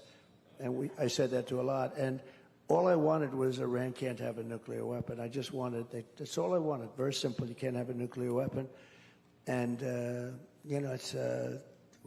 we are closer to a World War III right now than we've ever been. Between Russia and Ukraine, and the Middle East is all exploding and going crazy. We are really very close, and we don't have competent people running our government. They're incompetent people. And it's, it's a very dangerous thing. But Paul is alluding to, because I told her the story one time, when I was campaigning, I said that we'll make Jerusalem the capital of Israel. And a big part of that is you're going to move the embassy. When you move the embassy, I guess it's semi-automatic, right? And so I was going to do that, and I was all set to do it. And I was being called, I guess 6 or 7 presidents promised, and it was promised without question. But then they never did it, and I never understood why. But I do now, because when I got to office, I was inundated with calls from very important countries and unimportant countries. Everybody was calling me, don't do it, it'll be bloodshed in the streets. Don't do it, it won't be good, don't do it. Anyway, but I was going to do it, and I promised I was going to do it, and I felt there wouldn't be bloodshed. I was right about that, by the way. But they said there'd be bloodshed. There was every bad thing. So I started getting a lot of calls because people were hearing that I was going to do it. And I don't want to say but who, but you can imagine, from the biggest countries, from the most powerful countries, I was getting calls from, and specific countries too, and would like to speak to the president. Would it be possible? And they said it was about Jerusalem and the capital, becoming the capital of Israel. And that means, they were going to try and talk me out of it. So this was on a Thursday, and I said, would you tell them I'm going to call them back on Monday? So good. Then on Friday or whatever day it was, I announced that I was doing it. And I did it. I got it done. And then on Monday, I called everybody back. Hi, what's up? What do you want to talk about? And they said, oh, that's we wanted to talk. But by that time, it was already, I mean, it was out there, and there was no, I was told that the whole world was going to explode if you did that. And it didn't happen. It didn't happen. And importantly, I got it built. Once we were there, General walked in, sir, would you please sign the following papers? I said, what's that for? $2 billion to build an embassy. I said, $2 billion? Are you $2 billion? This is the United States. That's why Elon Musk is going to do a good job cutting costs. He was great last night. But I said to David Friedman, the ambassador, a very good guy, I said, David, is there anything we can buy there that's like we can renovate and fix up and have an embassy fast? Because you know that if you're going to have an embassy, they wouldn't have the embassy built for 25 years and it would cost a fortune. And they wanted to buy this site, which was not a great site, but it was a tremendous amount of money. So he calls me up the next day. He says, we have a great site. We've been there a long time. We have a great site, and there's a building on it. It'd have to be renovated, and we can renovate it. And the bottom line is it was a much better site. We owned it already. We didn't have to spend any money. And I spent almost nothing, and we got it built in about 4 months. We renovated the building for less than $1 million. Think of it. So we saved $2 billion. And just a little cute story. A friend of mine is in New York, a very rich guy, a very big Wall Street guy, and he's got Jerusalem stone facing the elevators in a big building in New York, very prestigious building. He's got Jerusalem stone, and every time I walk in, he said, he's Jewish. He's so proud of the Jerusalem stone. He said, Donald, this is before I was president. I don't know if I've been up there since, but he would always say, look at this, it's Jerusalem stone. After about 10 times, I said, you don't have to tell me it's Jerusalem stone anymore. So anyway, so now I'm in Jerusalem, and I have to renovate a building, and I want to do it quickly so I get the embassy open, and we have it, and it's done. And that way it's sort of more permanent. It's not where they can change it and go back.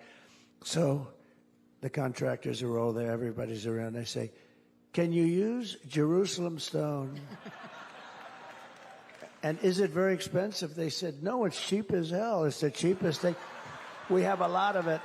It's all over the place. So we did the whole building in Jerusalem stone. And it's gorgeous. It's beautiful. It's known as such an expensive stone, but it wasn't expensive for me.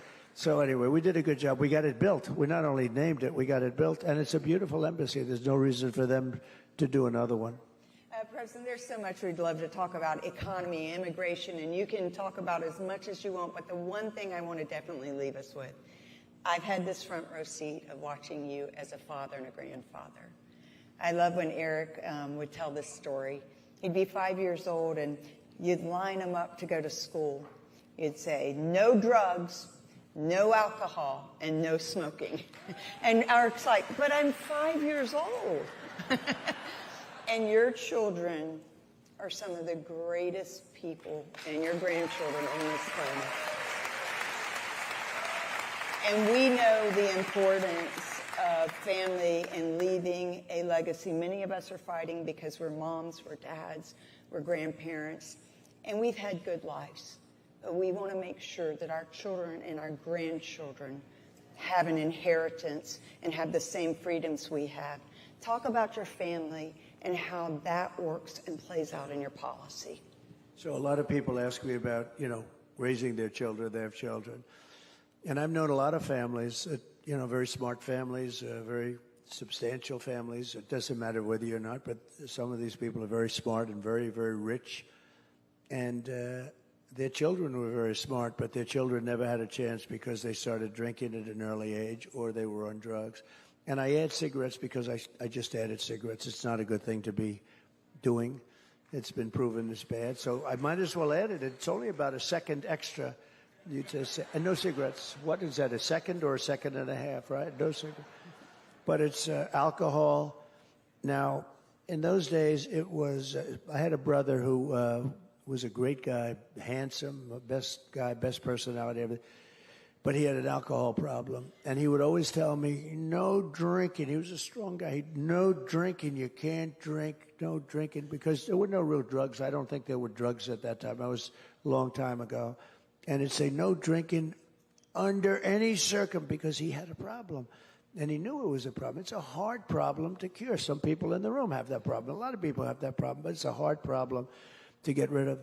And he'd always say it to me, and I've never had a glass of alcohol. I never had a glass, literally. So, because of him. And if I did, I'm the personality type that maybe I'd have a big problem. I don't know. I mean, I think I possibly would. I'd have 3, 4, 5, bring them in, keep going. So I never had it. And, you know, the great thing about that is I have friends. I had a friend at the Wharton School of Finance, and he hated the taste of scotch. Hated it. I remember it so vividly. And would go out and order scotch, even though he hated it. No, he said, you got to get used to it, because when you're out in business, because he wanted to be a businessman, when you're out in business, you got to be able to socialize, and scotch is the hot thing and all that. And he became a tremendous alcoholic. I mean, sad.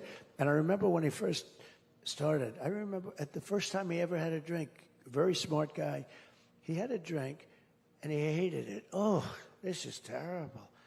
But he got to like it. And the one thing about it, I mean, I can speak to somebody who's never had a drink. I mean, literally, maybe over the course of a life, maybe a few zips, like just a zip of something that's nothing, but never had a drink, never had a glass of alcohol.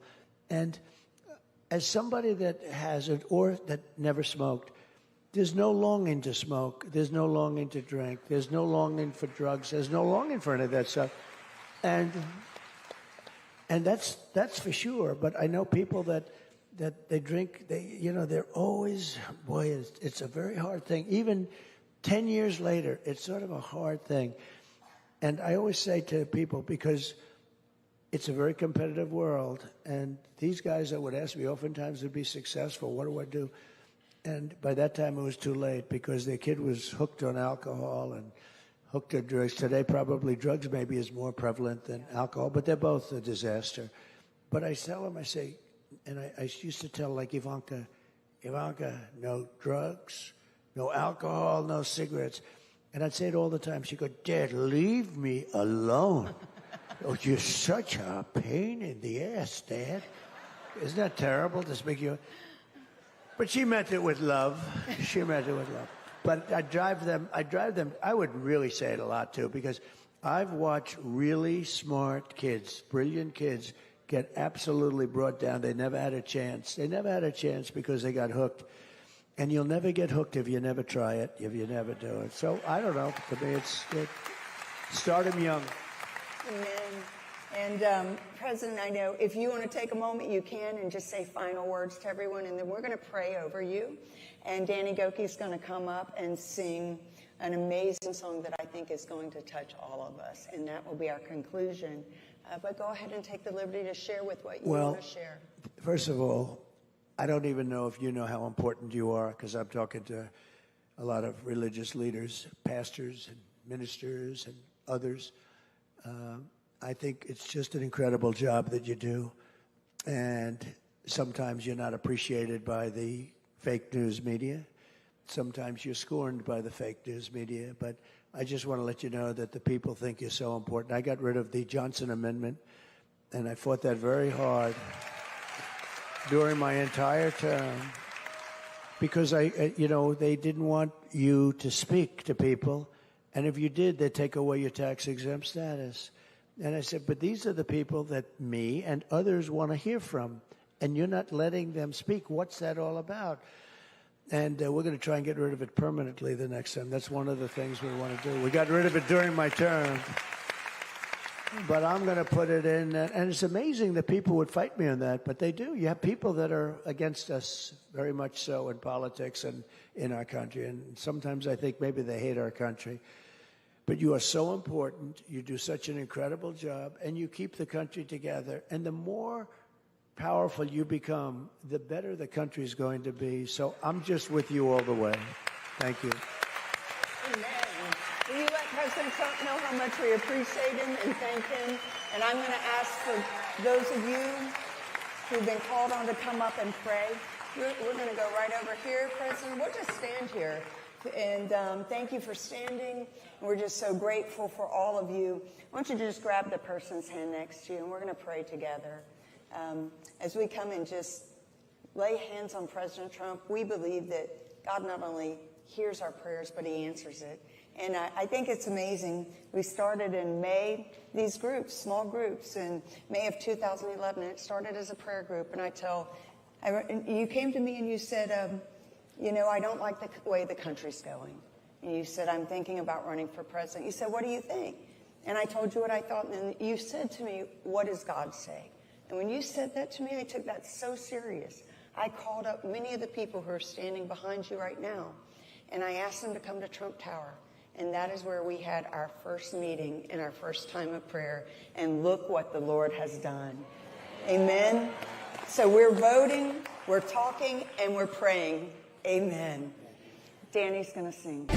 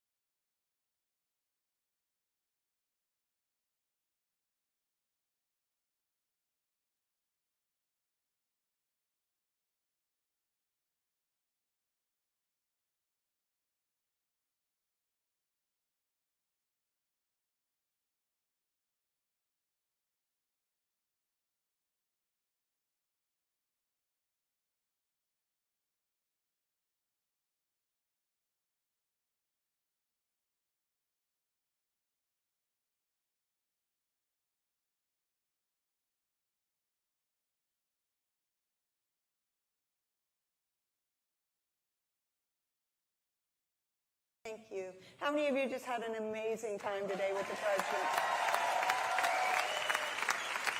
Thank you. I think it would be good. I think it would be good if you all stretched out a hand towards President Trump and unite our hearts together for him. We thank you, O God, and we come to you in the name of Jesus, who is Lord, Christ our King. We thank you that in your presence there is fullness of joy, that your right hand pleasures forevermore. And we thank you for our country. We love you, Jesus, and we also love our country. And we thank you that you've raised up a man, Donald J. Trump, to be a warrior for the Word of God and the wisdom that comes from God. Thank you for protecting him, for keeping your hand of blessing upon him. And we pray as you raise him up once again to be our president, that you would give him strength and wisdom and joy in the journey. Father God, right now as I pray over President Trump, I thank you that you secure his life, his calling, his purpose, that no weapon formed against him will be able to prosper, and 1,000 will fall at his side and 10,000 at his right hand, but it will not come nigh him.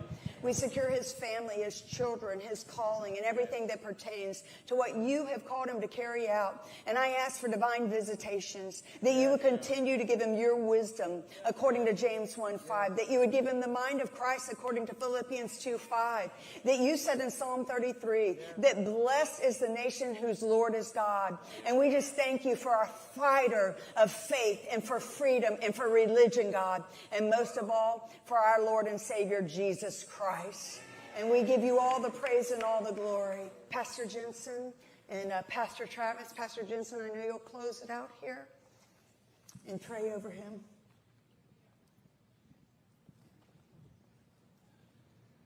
Last night you mentioned that the other team are vessels. But I want you to know, and we want you to know, we believe you're a vessel. Amen. You're a chosen vessel. That's a Bible verse in the book of Acts that said Paul was a chosen vessel. And we're praying for God's blessing on your life. May the Lord bless you and keep you. May the Lord make his face shine on you. May the Lord be gracious unto you. May he lift up his countenance, his favor upon you, and give you peace and blessing, and bless this nation. And we pray it all in your name, Lord Jesus. Amen. Amen. Well, President Trump, we want to say thank you so much. We love you. We value you. We're praying for you. But I'm telling you guys, we've had a lot of praise and worship and a lot of great speakers and a lot of great information, and we're activated. Now, it just would not be a President Trump meeting without going out with a little bit of a dance. So here we go. Get your dance on. YMCA.